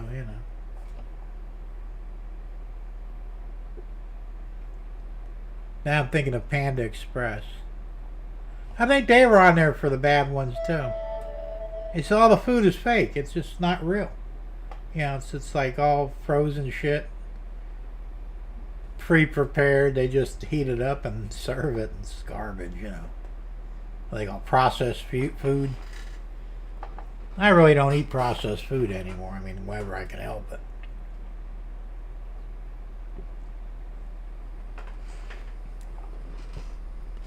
But I gotta have my meat, man. I love meat, and I wish I could afford to buy a steak every night, but we're lucky we get steaks on Sundays. I usually could buy 2 or 3 of them and cut them up so we get a smaller piece and make it last longer and get through the month. But because like Sunday's like steak night, I wanted to get one of those Taco Bell cheese guns for the garage. What the hell is a Taco Bell cheese gun? American corporate fast food is counterfeit. That's true, Ray. It really is.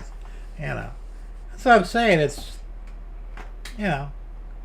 And that's another I don't really like eating out, you know, because like I said, I don't trust a lot of places. Wendy's used to have good food, but then when the founder died, I can't remember his name now, but after he died, they immediately went to soy in the burgers. They got called out on it. They went back to beef for a while, and then when it all died down, they went back, and now they're selling soy again.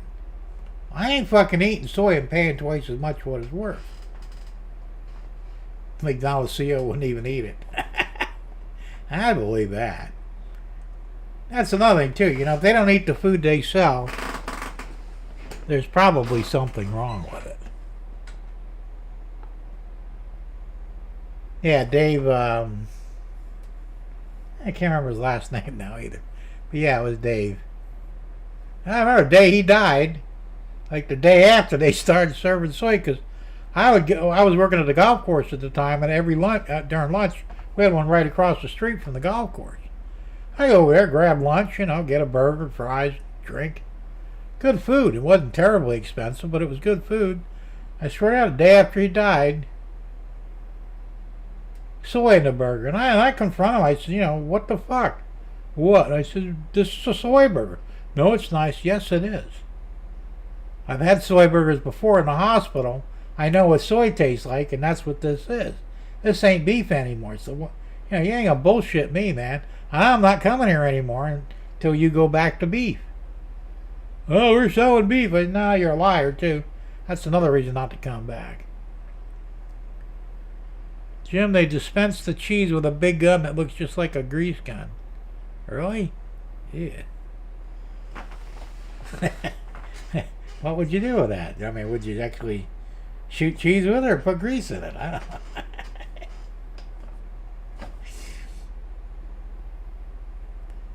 He says fast food used to be real. It started getting bad when 9/11 happened. And it got full scale bad when Hurricane Katrina hit. I never put those together, but that's probably true. I mean, I remember, you know, when I was a kid up north, they said our McDonald's was 50 miles away. You know, there wasn't one in town. It was 50-mile drive. It was a once-a-year treat for the kids. You know, my dad would throw us in the car and we'd go down to, you know, the McDonald's 50 miles away, and I think burgers at the time were 15 cents for a cheeseburger, and the fucking things were huge. Now they got the dollar menu ones, and the things are like this, you know. I mean, and they think we don't notice, you know. I notice. Yeah, even the candy. I mean, I remember when you get a Tootsie Roll, it's about yay big for, you know, a nickel. Or maybe 2 cents, I don't remember, but it was really cheap. Now they got them, they're like fucking tiny, and they want 25 cents for one. What the fuck? That shit ain't right, you know?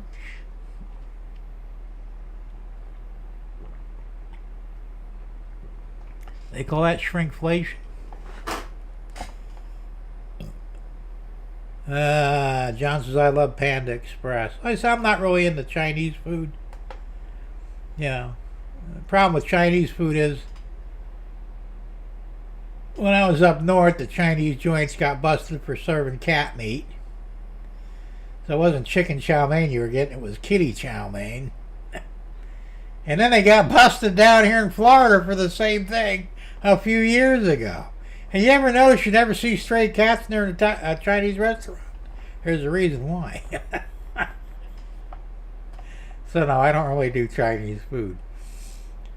Tom says, Jim Quasi will be going to the hospital. He walks it and says I was shot by a cheese gun. He walks in and says shot by. There you go.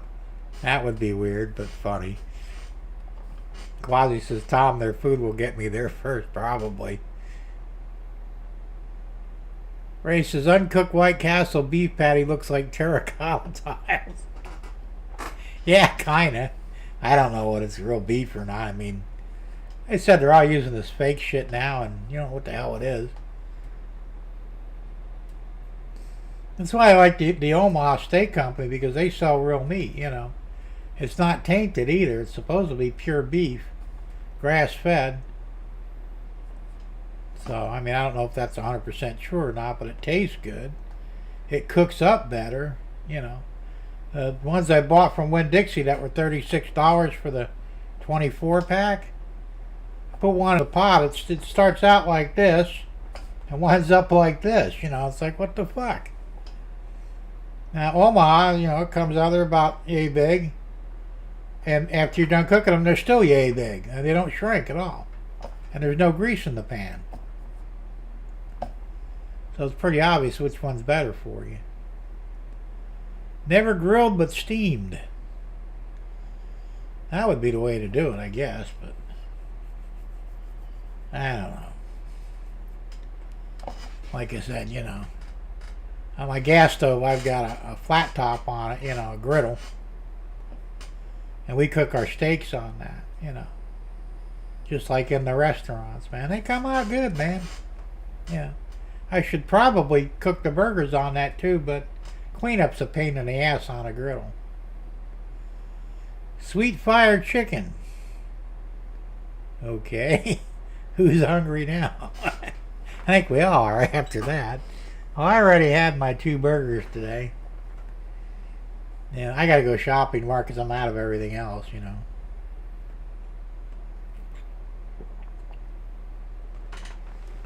They say I got my Omaha steak delivery today, but that's only meat and hot dogs. So I gotta get all the other shit from Winn-Dixie. So I'll probably blow $100 tomorrow at least. Hey Russ, what's going on, man? Good to see you. Yeah, I got a haircut. It got in my eyes again. I can't deal with hair in my eyes, man. So I said, take it down, trim it a little bit more than you did last time. And because usually I like to go about every 3 months between haircuts. This time I think it's only been like 2 months since I got the last one. Short Rib Thursday, yeah, that would work. I'll take your CFA, right? There you go. So, hello, man. Yeah, Russ, I watched your video today on that cordless fan. Kind of weird, but kind of a cool idea, I guess, if you don't have air conditioning. You know, if you take a block of ice and put it behind that fan, you'll get instant air conditioning. It works, trust me. So, but I thought it was still pretty cool, though. I've never seen a cordless fan before. You might become the cordless king if you're not careful. So anyway, so what else we got to talk about? I can't even think about it now.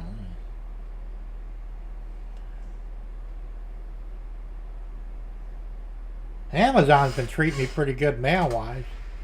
I ordered them cameras 2 days ago. Boom, they were here. They were here today, like around midday. They said, great, you know, because Deb actually got them, brought them in the house, and I went home. I went at 1:30 or 2 o'clock to get lunch. I was late, you know, because I was in there working. And I says, did my cameras come yet? She said, yeah, they just got here. So shouldn't you have told me about that? You know, they just got here. All right. One minor issue I have with CFA is they're closed on Sundays for religious reasons. Yeah. Well, yeah, but that's fine though. You know, I don't mind that. I'd rather have them closed on Sunday than Monday. A pizza joint across the street, they're pretty good, you know.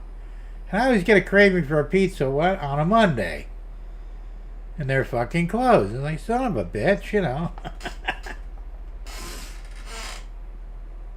I never get a craving for a pizza on a Sunday because, you know, Sunday is steak night. You can't win. But,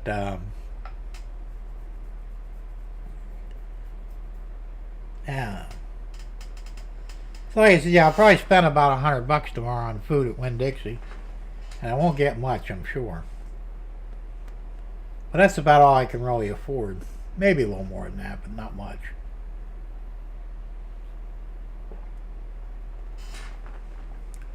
Gas has come down a little bit. I think I saw it was $3.98 2 days ago. Trump claims it's going to come down to $1.85. I gotta see it to believe it, but wouldn't that be nice? Because, you know, last time I filled up, it was I paid $4.12. I think I paid for it. Cost me $66 fucking dollars to fill my tank in it, because I never let it go below a quarter. So 3/4 of a tank, $66. Not happy. Thomas and Jim, when you order from Amazon, it does tell you the number of days to be delivered. I always look for the next day stuff. Sometimes 2 day, and I get email ones. Yeah, I do too. The only exception that was on, I bought the filament refills. I think they must have got that right out of China, because it took over a week to get it. Almost 2 weeks. It was cheap. I mean, it was $11 a spool. But I may spend a little more next time and get something that'll get to me quicker, because that was a long time to wait, you know. I was lucky that I had enough filament to get me through, but that's not always the case. Plus someone told me that CFA is ableist. Don't quote me on that. I don't know about that. Could be. Russ says, I have AC, Jim. Sometimes we get 80 degrees days in March and April. I just can't justify running AC here that early in the year. Fans are filling device. Oh, that makes sense.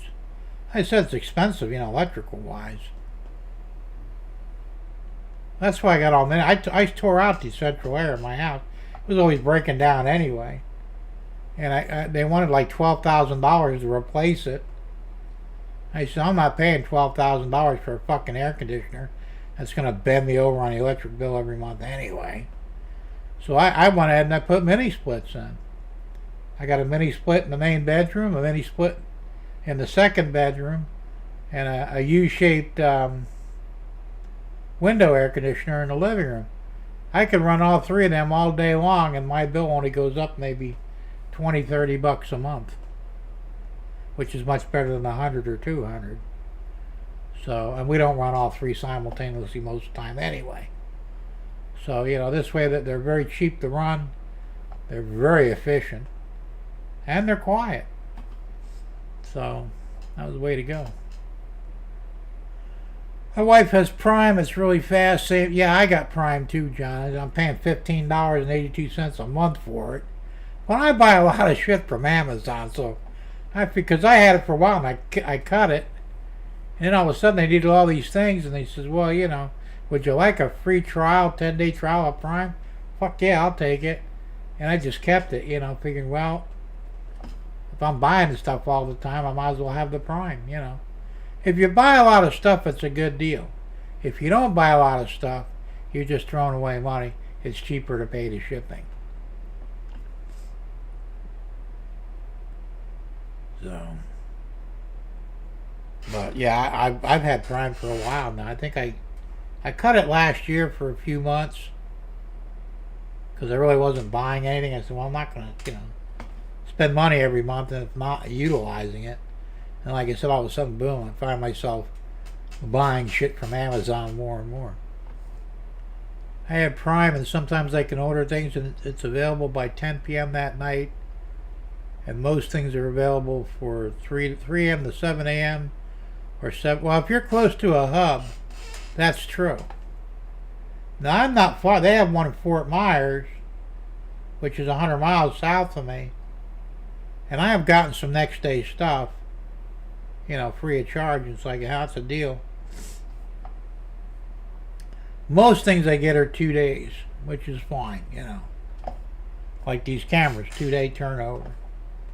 I ordered them 2 days ago. They were here today. So, you know, that worked out pretty good. But they're talking about building a hub, I think not far from here in Sebring. If they do that, I may see, you know, delivery times like yours. Because it's actually quicker when Amazon delivers the stuff rather than the post office.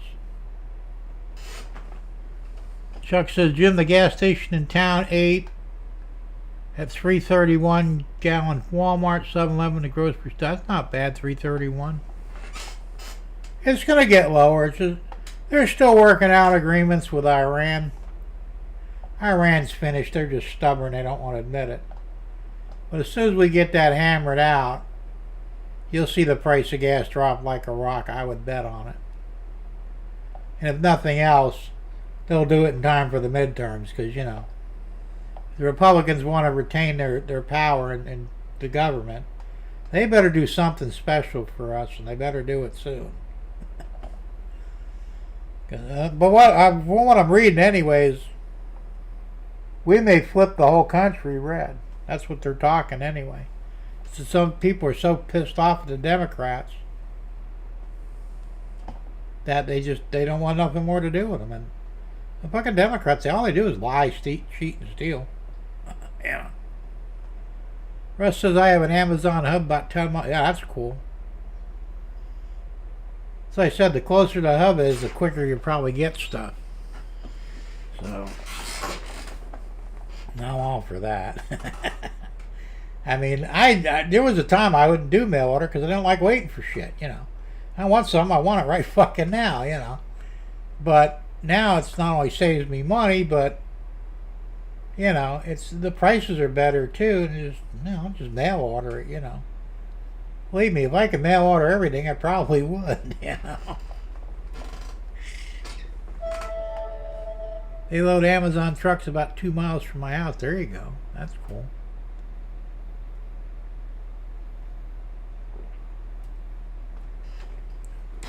I know I get deliveries sometimes of private individuals, you know. Unmarked cars or just, you know, regular somebody's car and they swing by, drop off the stuff, take a picture of it, and boom, they're down the road. And I get that stuff quicker than I get from the mail. The mail's a pain in the ass, you know. Then there's sometimes where they split things.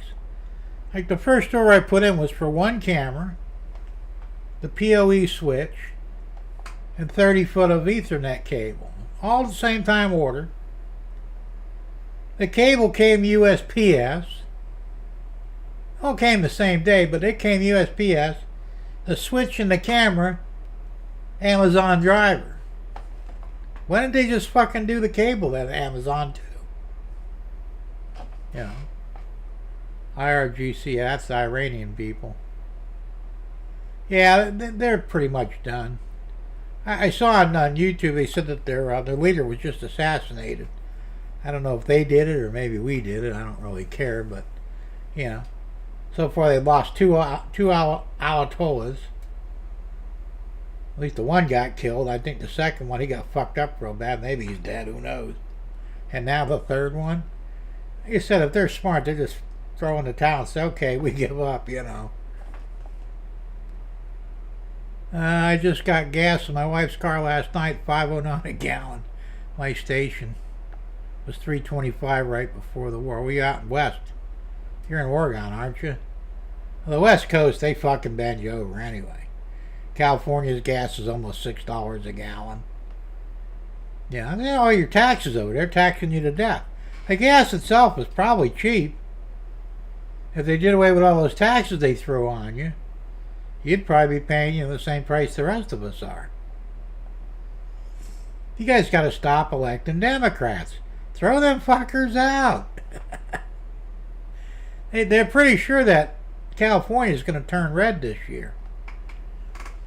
Yeah, because they said that they got a Republican running for governor. I can't remember who it is, but they say he's got a really, really good shot of winning because the Democrats are all idiots.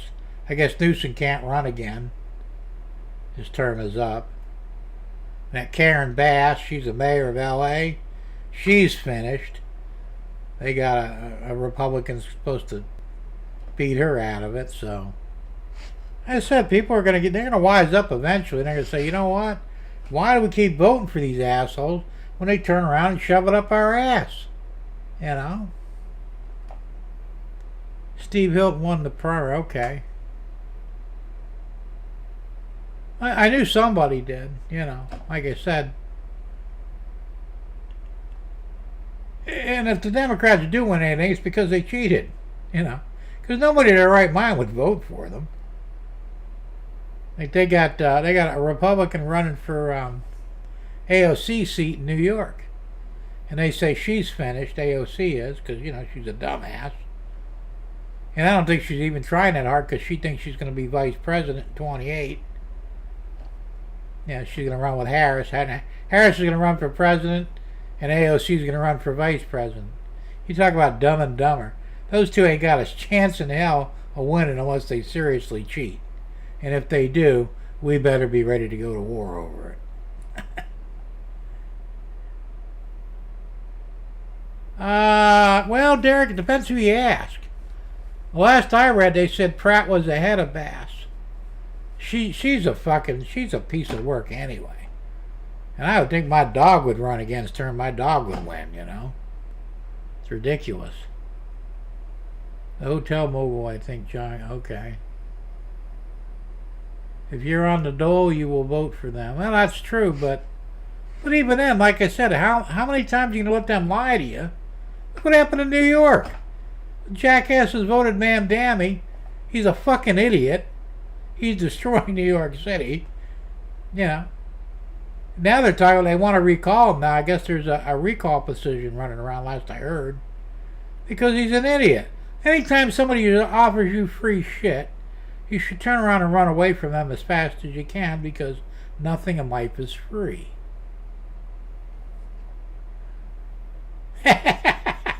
AOC thinks Roe v. Wade is how Mexicans cross the Rio Grande. I wouldn't doubt it. That woman is dumber than a box of fucking rocks, man.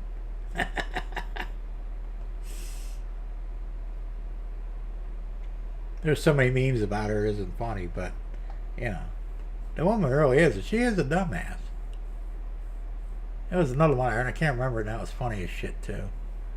There's so many of them, but... Pogo for president, there you go. He'd make a good president, wouldn't you, Pogo? Hell, I'd be I would love to be president. I mean, honestly, I would. I mean, it'd be a suicide job. They'd probably kill me within a week or two, but... Man, I could do a lot of shit in that week, though, you know. First thing I'd do is, you know, hang them all. Get all the traitors, all the fucking child molesters and fucking evil people. Let's hang every fucking one of them, you know. And if it collapses the system, good for us. Good one, Quasi. All right. No. Yeah, but seriously, I mean, and maybe they never won to begin with, any of these Democrats. You're like Nancy Pelosi, her district is one of the worst districts in California. And she's been in it for like, what, 43 years or some shit like that? And look, I know people are stupid, but you can't be that fucking stupid. You know, she had to win by cheating. That's the only thing I can figure. I mean, that's how all of them won. Hell, Biden won by cheating. If anybody seriously believes he got 81 million votes, well, you all need help. You know, he might have got 81 votes, but he didn't get 81 million.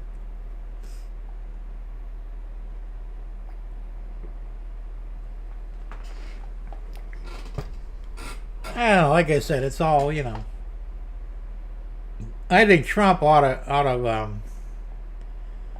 sign an executive order designating the Democratic Party as domestic terrorists. I mean, they are, actually. Nancy did JFK or the other way around. Possibly. But seriously, they should be labeled as domestic terrorists. They're all guilty of treason, you know. And yet, nobody goes to jail. It's bullshit. I mean, I know why, because I've talked about this before somewhere. The reason they don't get busted because if one of them did get taken down, they'd take the whole crew down with them. You know, and they're all blackmailing each other, but who cares? Take them all down. Who the fuck cares then, right? She was the pass around type. I'll bet she was.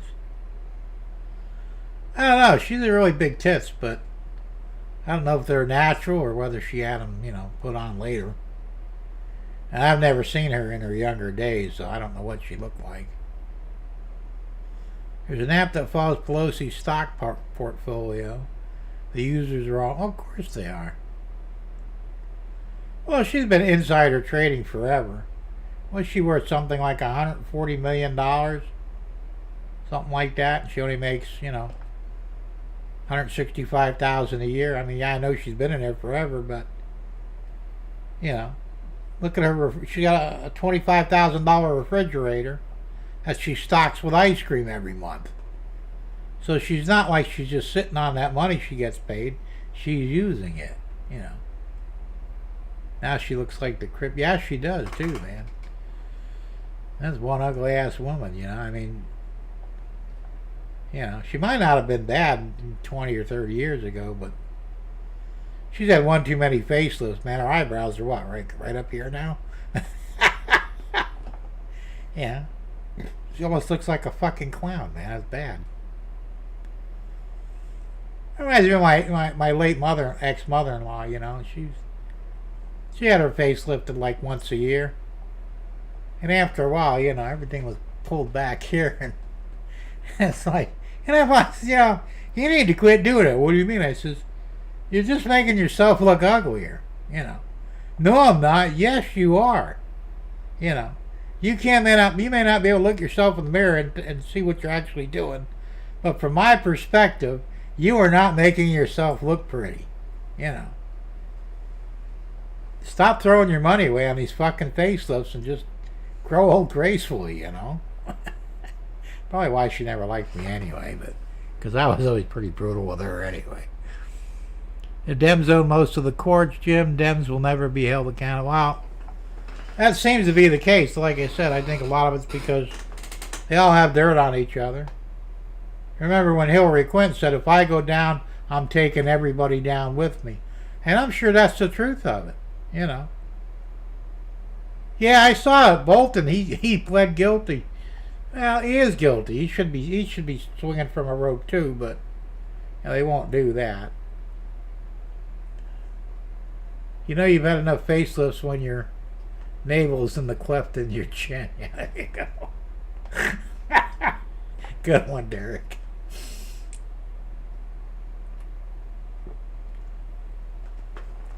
I don't know. These women that fucking do all that shit, man, they really do look like hell, You ever see them, the ones with Ozempic face?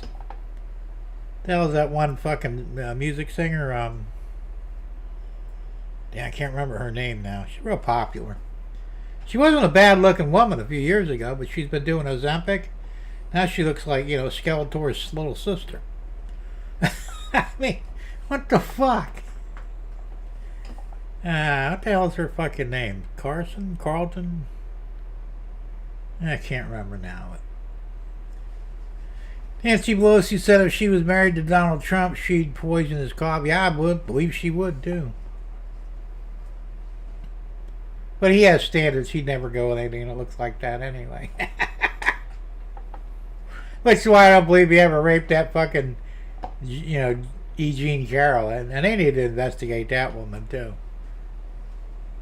Now, not Kelly Osbourne. She's got Ozempic face too. The other one, she's in trouble now with everybody for trying to molest like pre-18-year-olds. Kelly Clarkson? Yeah, Kelly Clarkson, I think it is. She looks like shit, man. And you couldn't pay me to fuck her, not even with your dick. I mean, that's pretty fucking bad, And a lot of these women are doing that shit, man. And they think they look good. Like, you better get your eyes fixed, bitch. You ain't seen what the rest of us are,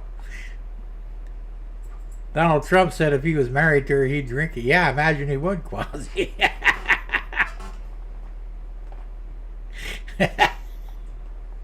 I mean, even my wife, she wants to go get some stuff done to make her look. I said, look, Deb, you're fine. For your age, she's 65 years old. She looks good for 65. Don't fuck with stuff because they'll just screw it up, you know. Because we're not any good at that crap.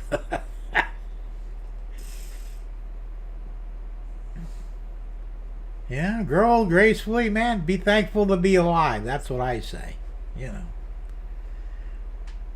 I mean, if there was a way I could lose weight magically, I don't know if I'd even take a chance on it because I don't trust anything out there. I could take Ozempic and lose a bunch of weight too, but I don't want to look like a Skeletor, man, with the face all shrunken in and shit. That's too much, you know. I'll carry the extra 50 pounds, thank you, you know. Because I just don't believe that they can fix things, you know. You guys hear about the BBL thing? That's the big butt lift, I think it's called. Anyway, they got all kinds of problems with them, you know. And these women that get their asses like, so they're out there, you know, across the street. Their asses are hanging out there, and it's like, why would you do that? It ain't fucking natural. It don't look good. You know. And you spend thousands of dollars to do it. Nancy needs to be in a nursing home with bars with Biden as a roommate. Yeah, I don't know. Well, Biden likes them younger than her, so I don't know if that would be such a good thing for her at all. Biden wouldn't know who she is. That's true.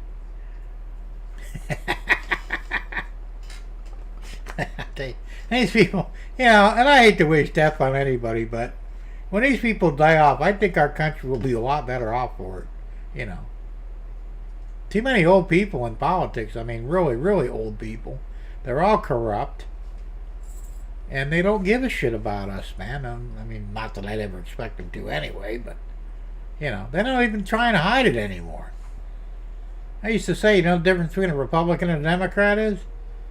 A Republican will fuck you out, will fuck you in your bedroom. A Democrat will fuck you right in the street. Either way, you're still going to get fucked, but the Democrats are so bad now, they just don't even care that they're fucking you. You know. At least the Republicans will still take you in the bedroom and fuck you, you know. I saw him, Dr. Jill said Joe was having a stroke during the Trump debate, so she took him to Denny's. I read that too. They say he may not even be alive. I mean, they would probably hide his eventual death. I don't know. You know. And if he's not dead, he's probably in a nursing home, you know, or under serious care. You know. The problem with Biden is he's never done anything good for this country. What was he in politics for 30-some years? Never got a bill passed. You know. Literally did nothing to help Americans. And that's another reason why I can't believe that anybody would actually, you know, vote for him for president unless you're stupid.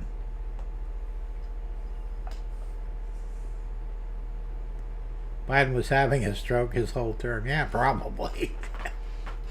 You know. And I generally don't make fun of stuff like that because, you know, I had a stroke. It sucks. But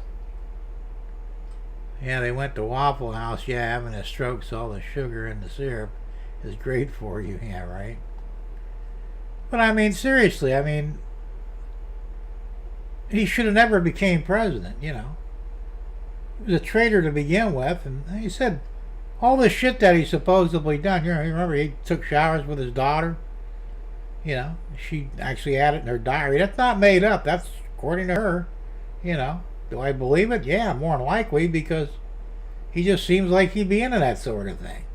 You know, he's been on the island, probably. That's what I'm saying. These guys are just, you know, well, I read somewhere a long time ago that the presidents are assigned, they're not actually voted in. You know, you think you're voting for them, but the whole thing is rigged. And they say Trump actually broke that because he was not supposed to be president. Remember, Clinton was. So he basically threw a big wrench in their works, you know. Russ says Biden was having his whole, yeah. Tom says Biden been brain dead for over 25 years. Probably. Well, you know, he had that brain surgery done because he's a pedophile. And that's actual real knowledge. That's, true. They performed an experimental surgery on his brain to cure him from his pedophilia. It didn't work.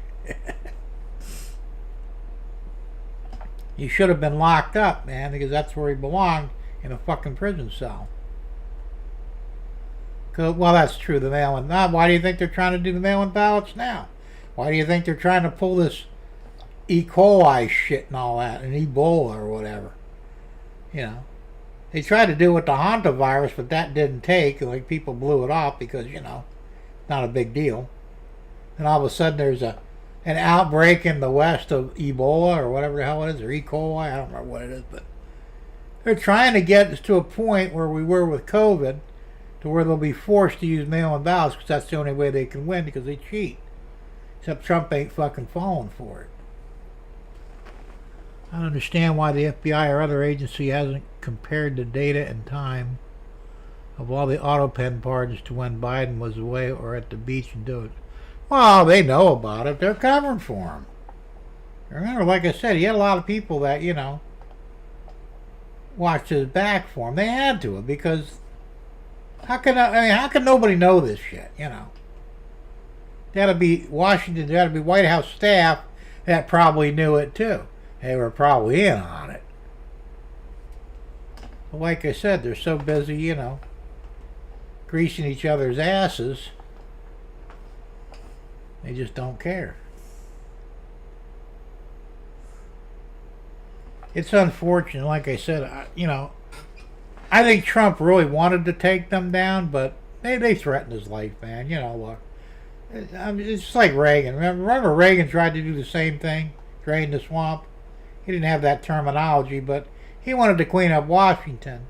And then he took a bullet that, was supposed to kill him. It didn't, but I think it scared him enough to figure, you know what? This ain't worth dying for. So he kind of fell into what, what he was being told to do. And that's the truth. It's like I said, if you elected me president, they'd probably kill me probably within a week or maybe sooner. Because first off, I don't give a fuck what the fucking top dogs think or say. And you don't tell me what to do. I tell you what to do. And I say, first thing we're going to do, we're going to clean this shit up. And fix everything that's fucking wrong with this country. They wouldn't let me live, but I know they wouldn't let me live a week. Guaranteed.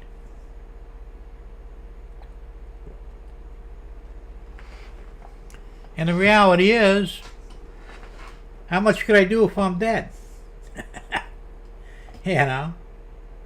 So, and that's what I said. Anybody that gets in that office, I'm sure they pull them aside and say, look, this is how things work here. Either play along or you die. You'll have an accident. I think Trump's probably said, fuck you. You can't tell me what to do because, Trump is a narcissist. I mean, we all know it, and I'm okay with that. But he thinks he's God, and that's fine. If that's what it takes to get the country fixed, believe whatever you want. But like I said, too many bullets, too close. Maybe start thinking about, well, I can't do much if I'm dead. So he started falling in line a little bit, Now, the funny thing is, I think it was either yesterday or today, he was on the phone with Netanyahu in Israel and wrote Netanyahu he wrote him the riot act, man. Called him a fucking idiot and everything else. So, and that's totally against the script because, the president can't go against Israel. Any president did in the past usually wound up assassinated shortly thereafter. So hopefully, God is protecting Trump because he took a big chance today by, jumping down Netanyahu's shit, but he needed to. So we'll have to wait and see. Babysitter Jill must have been quite the toss back in the day. Well, yeah, I mean, after a while, she's obviously way younger than him because, he was fucking her as a babysitter. He called the lid on his day by 11 a.m. most of the time. It wouldn't be hard to compare the time. That's true.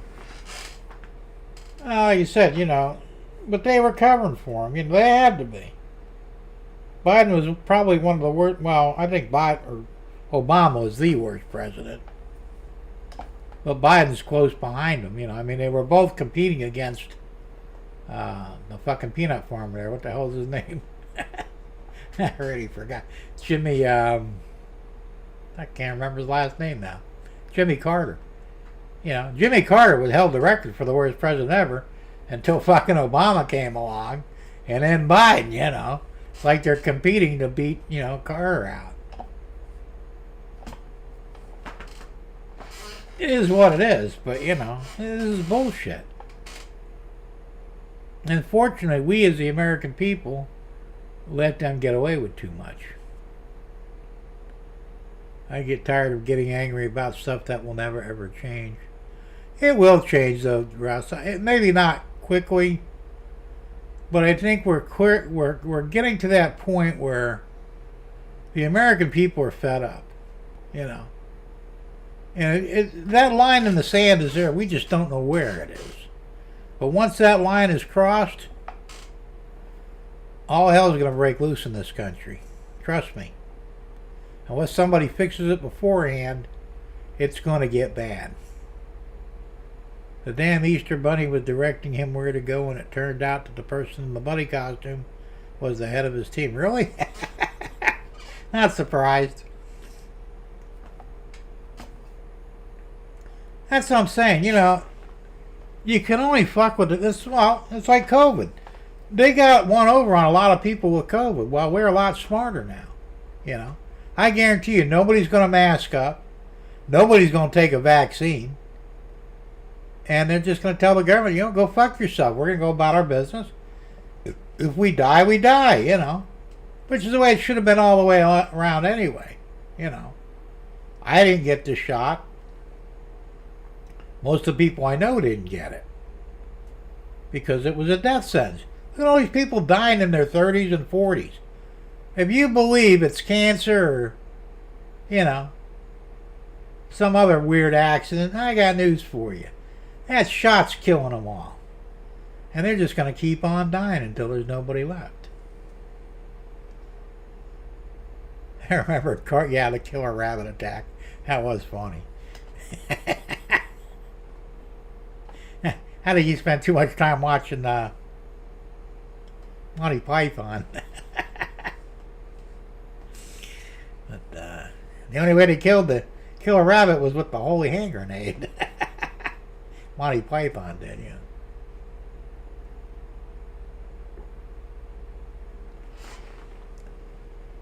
But seriously, I mean, we're just not going to fall for it anymore,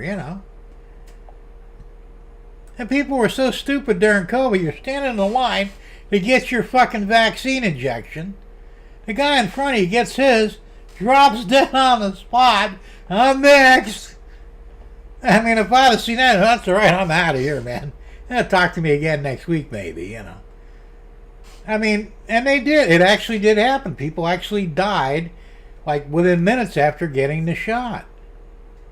There had to be witnesses. The people stand in line. Well, what happened to him? Oh, he's dead. Well, did the shot do that? Oh, no, it wasn't the shot. Shot's safe. Why is he dead? Yeah, come back and fight like a man, you coward. Yeah, that was the night. It's just a flesh wound. Come back and fight me, you coward. That was a funny-ass movie, man. Search of the Holy Grail. I still love that movie. I have to get it again and watch it again. But, that's what I'm saying. It's just, the American people can be stupid. I mean, there's too many stupid people out there. We all know it. Even if we're not one of them. But there's a lot of stupid people. But you can only be so stupid for so long, And now that they're figuring out what's really, even the stupid people, we got fucked, And I'm sure a lot of people that got that shot, they're screwed because, they know they're going to die. No arms and a leg. Actually, they got both his arms and his legs in the end there. Did they cut off his head too or not? I think he just left him there with a torso and a head. He was still alive. Blood spraying out all over the place. Knee. Yeah, I remember knee. I don't know. Like I said, it's just some fucked up shit. That's all I can say.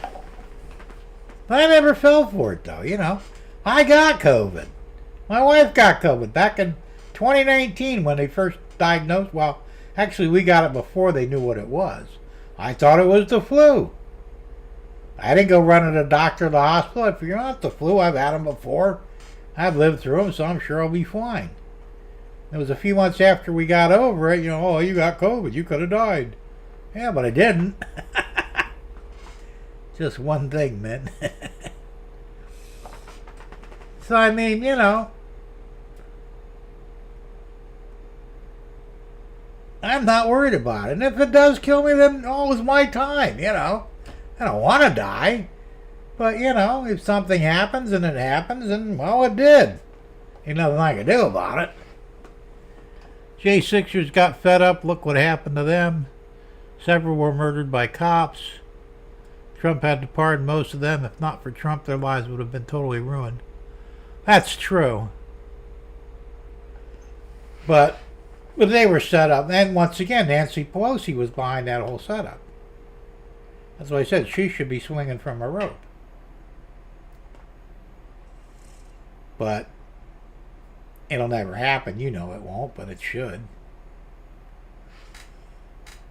Yeah, but once again, too, there wasn't enough people there to do anything.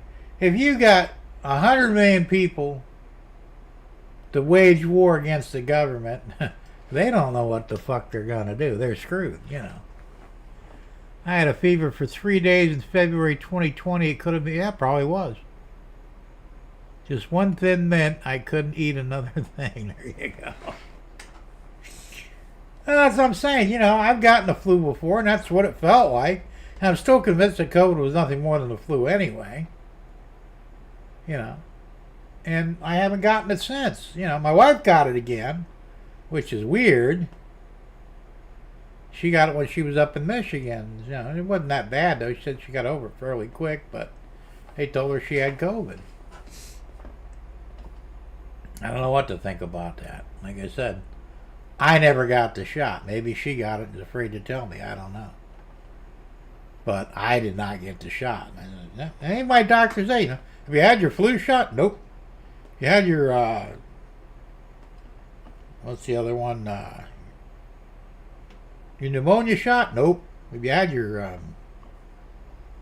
shingle shot? Nope. Have you had any shots? Nope. And I ain't getting none. Okay. You know, they look at me kind of weird for a minute, and it's like, you know, like, he knows what's going on. So I don't get into that shit. Now, my dad used to get a fucking flu shot every year, and every year he'd get deathly ill. And Dad, why do you keep getting them fucking shots? Well, they help. You're fucking almost dead, man. How in the fuck are they helping you? You know, it's a vaccine. It means you're not supposed to get sick. But you're getting sick, so what's the deal, you know? And he just couldn't figure it out, so every year he got sick. Monty Python, the throwing up scene in the restaurant with the bucket. Oh yeah, that was, shit, what the hell is the name of that movie? That was a different movie, but it was funny though. And I remember that guy, he was a big fat fucker, and he's eating all this shit, and then all of a sudden he blows up. That was fucking fun. That was funny. My doctor's always on me to get a tetanus shot.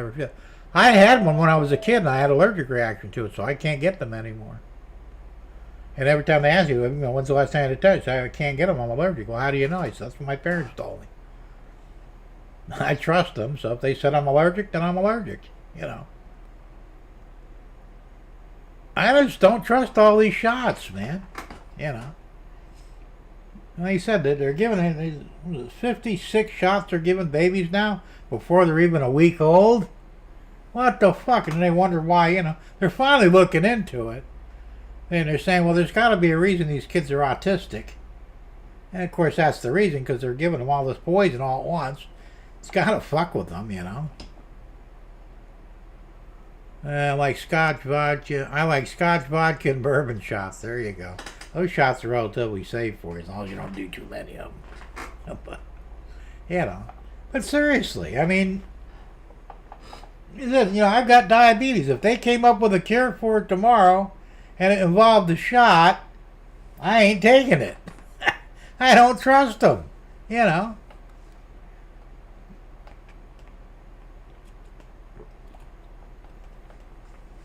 And that's just, I mean, that's where I'm at right now. I really just don't trust doctors, you know. I went to see my cardiologist last week. It was Monday, actually. It's past Monday. There's only an A and B type, and they always give out the wrong one. Didn't get it right for 20 years in a row. Even rolling a dice would give you better. That's true. Yeah, I met the fucking cardiologist, and he's a nice guy. He's Spanish, I guess, you know. Which is not a problem. He seemed like a knowledgeable person. He says, "Oh, you didn't get the ultrasound on your heart." I said, "I can't afford it, man. You guys wanted $100. The thing is, I'm not going to spend $100 on a test that doesn't show anything." "What do you mean?" I said, "Look," I said, "when I was down in Naples and I had my first heart attack, 2 weeks before I had the heart attack, I got, ultrasound done on my heart. They said, 'Oh man, you're in great shape. No blockages, nothing. You'll be living, you'll live forever.' 2 weeks later, I have a fucking heart attack." So he looked at me like, "Oh, yeah, maybe you're right." I said, "Nice." So my cardiologist back then said, "Those tests are worthless. The only way they can see what's going on inside your body is to go in there and look. There's no test that's non-invasive that can actually show that you have a problem." So he's like, "Well, yeah, I guess you're kind of right, but you should still get one." I said, "Why? It ain't broke. Let's not fix it." To do an EKG on me. I said, non-invasive. It'll show you what's going on with my heart at the moment. You'll find out it's perfect because every time I get one, it's perfect. One bourbon, one scotch, and one beer. George Thorogood. Yeah, I like Thorogood. Seen him in concert once. He was pretty good. He's one of the few bands that I've seen in concert that actually sounded like he does on his records or on the radio. What the hell did I see? It was 38 Special I went and see it in concert. Them guys sounded like shit. Didn't sound nothing like their records, It's like, damn, these guys suck, But Thurgood, yeah, he sounded just like he does on the recording, so. I haven't been to a lot of concerts, but the few I have been to, So anyway, but yeah, I just, So I'm at that point now where, I'm just not going to get a lot of these tests, man. He wanted me to do a stress test the first time I seen him. That ain't happening. Why not? He said, "You know what happens when you put an old engine and you put your foot to the floor and run the shit out of it? It blows up. That would be considered a stress test for your car. We're not going to do that with this guy's body, Oh, it's harmless." No, it's not. My dad had a stress test, had a fucking massive heart attack not less than 5 minutes after he did the stress test. He had to have fucking bypass surgery that day. And you think I'm going to fucking... No, I don't think so. Fuck you. And I call that a fishing experiment, Or expedition. Can't find that wrong with you. Let's fish a little longer. We'll find something eventually. Yeah, I'm sure you will. I ain't playing that game, But that's me. I can't speak for anybody else, but... they took out my gallbladder a few years ago. Doctor assured me it's no big deal. My dad had his taken out. He never bitched about it, but... I still have my tonsils, I refuse to let them take them out, so... But, I was in a lot of pain, and they did that test on me. It was a 2-hour test to check your gallbladder function, and it wasn't functioning, supposedly. So I let them take it out, and I'll tell you what, I wish that I left it in there, just dealt with the pain, it causes more problems than it probably solved. And the doctor's like, you won't even know you don't have any. Bullshit. You know, you gotta watch what you eat. Better be near a bathroom if you do eat the wrong thing, you know. It's not good, man. You know, God doesn't put spare parts in you, man. If they're there, they're there for a reason. Even if the doctors don't know what it is. So, you know. But it is what it is. Anyway, guys, it's after 9 o'clock, so I think I gotta wrap it up because, you know, I'm having way too much fun here. You know, I gotta go home and relax a little bit. And maybe get some sleep for a change. I'm not sleeping worth a damn lately. I don't know why. But who knows? Anyway, I'm glad y'all hung out with me tonight. Really appreciate it. We have fun all the time. At least I hope we do. And you know, we'll see you next week. And be careful, have fun, you know. Play with your trains. And I'm going to play with mine too, you know, starting tomorrow probably. And after I do my grocery shopping, I'll be back in here to figure out what the hell's wrong with the other main line. And get some shit accomplished here and get these cameras set up properly too. Anyway, until next week, we'll see you then. Here's the outro, and don't forget to flip off the signal guy. He's still there for some reason. He must be a Democrat. Good night, everyone. All right, what the hell happened? There we go.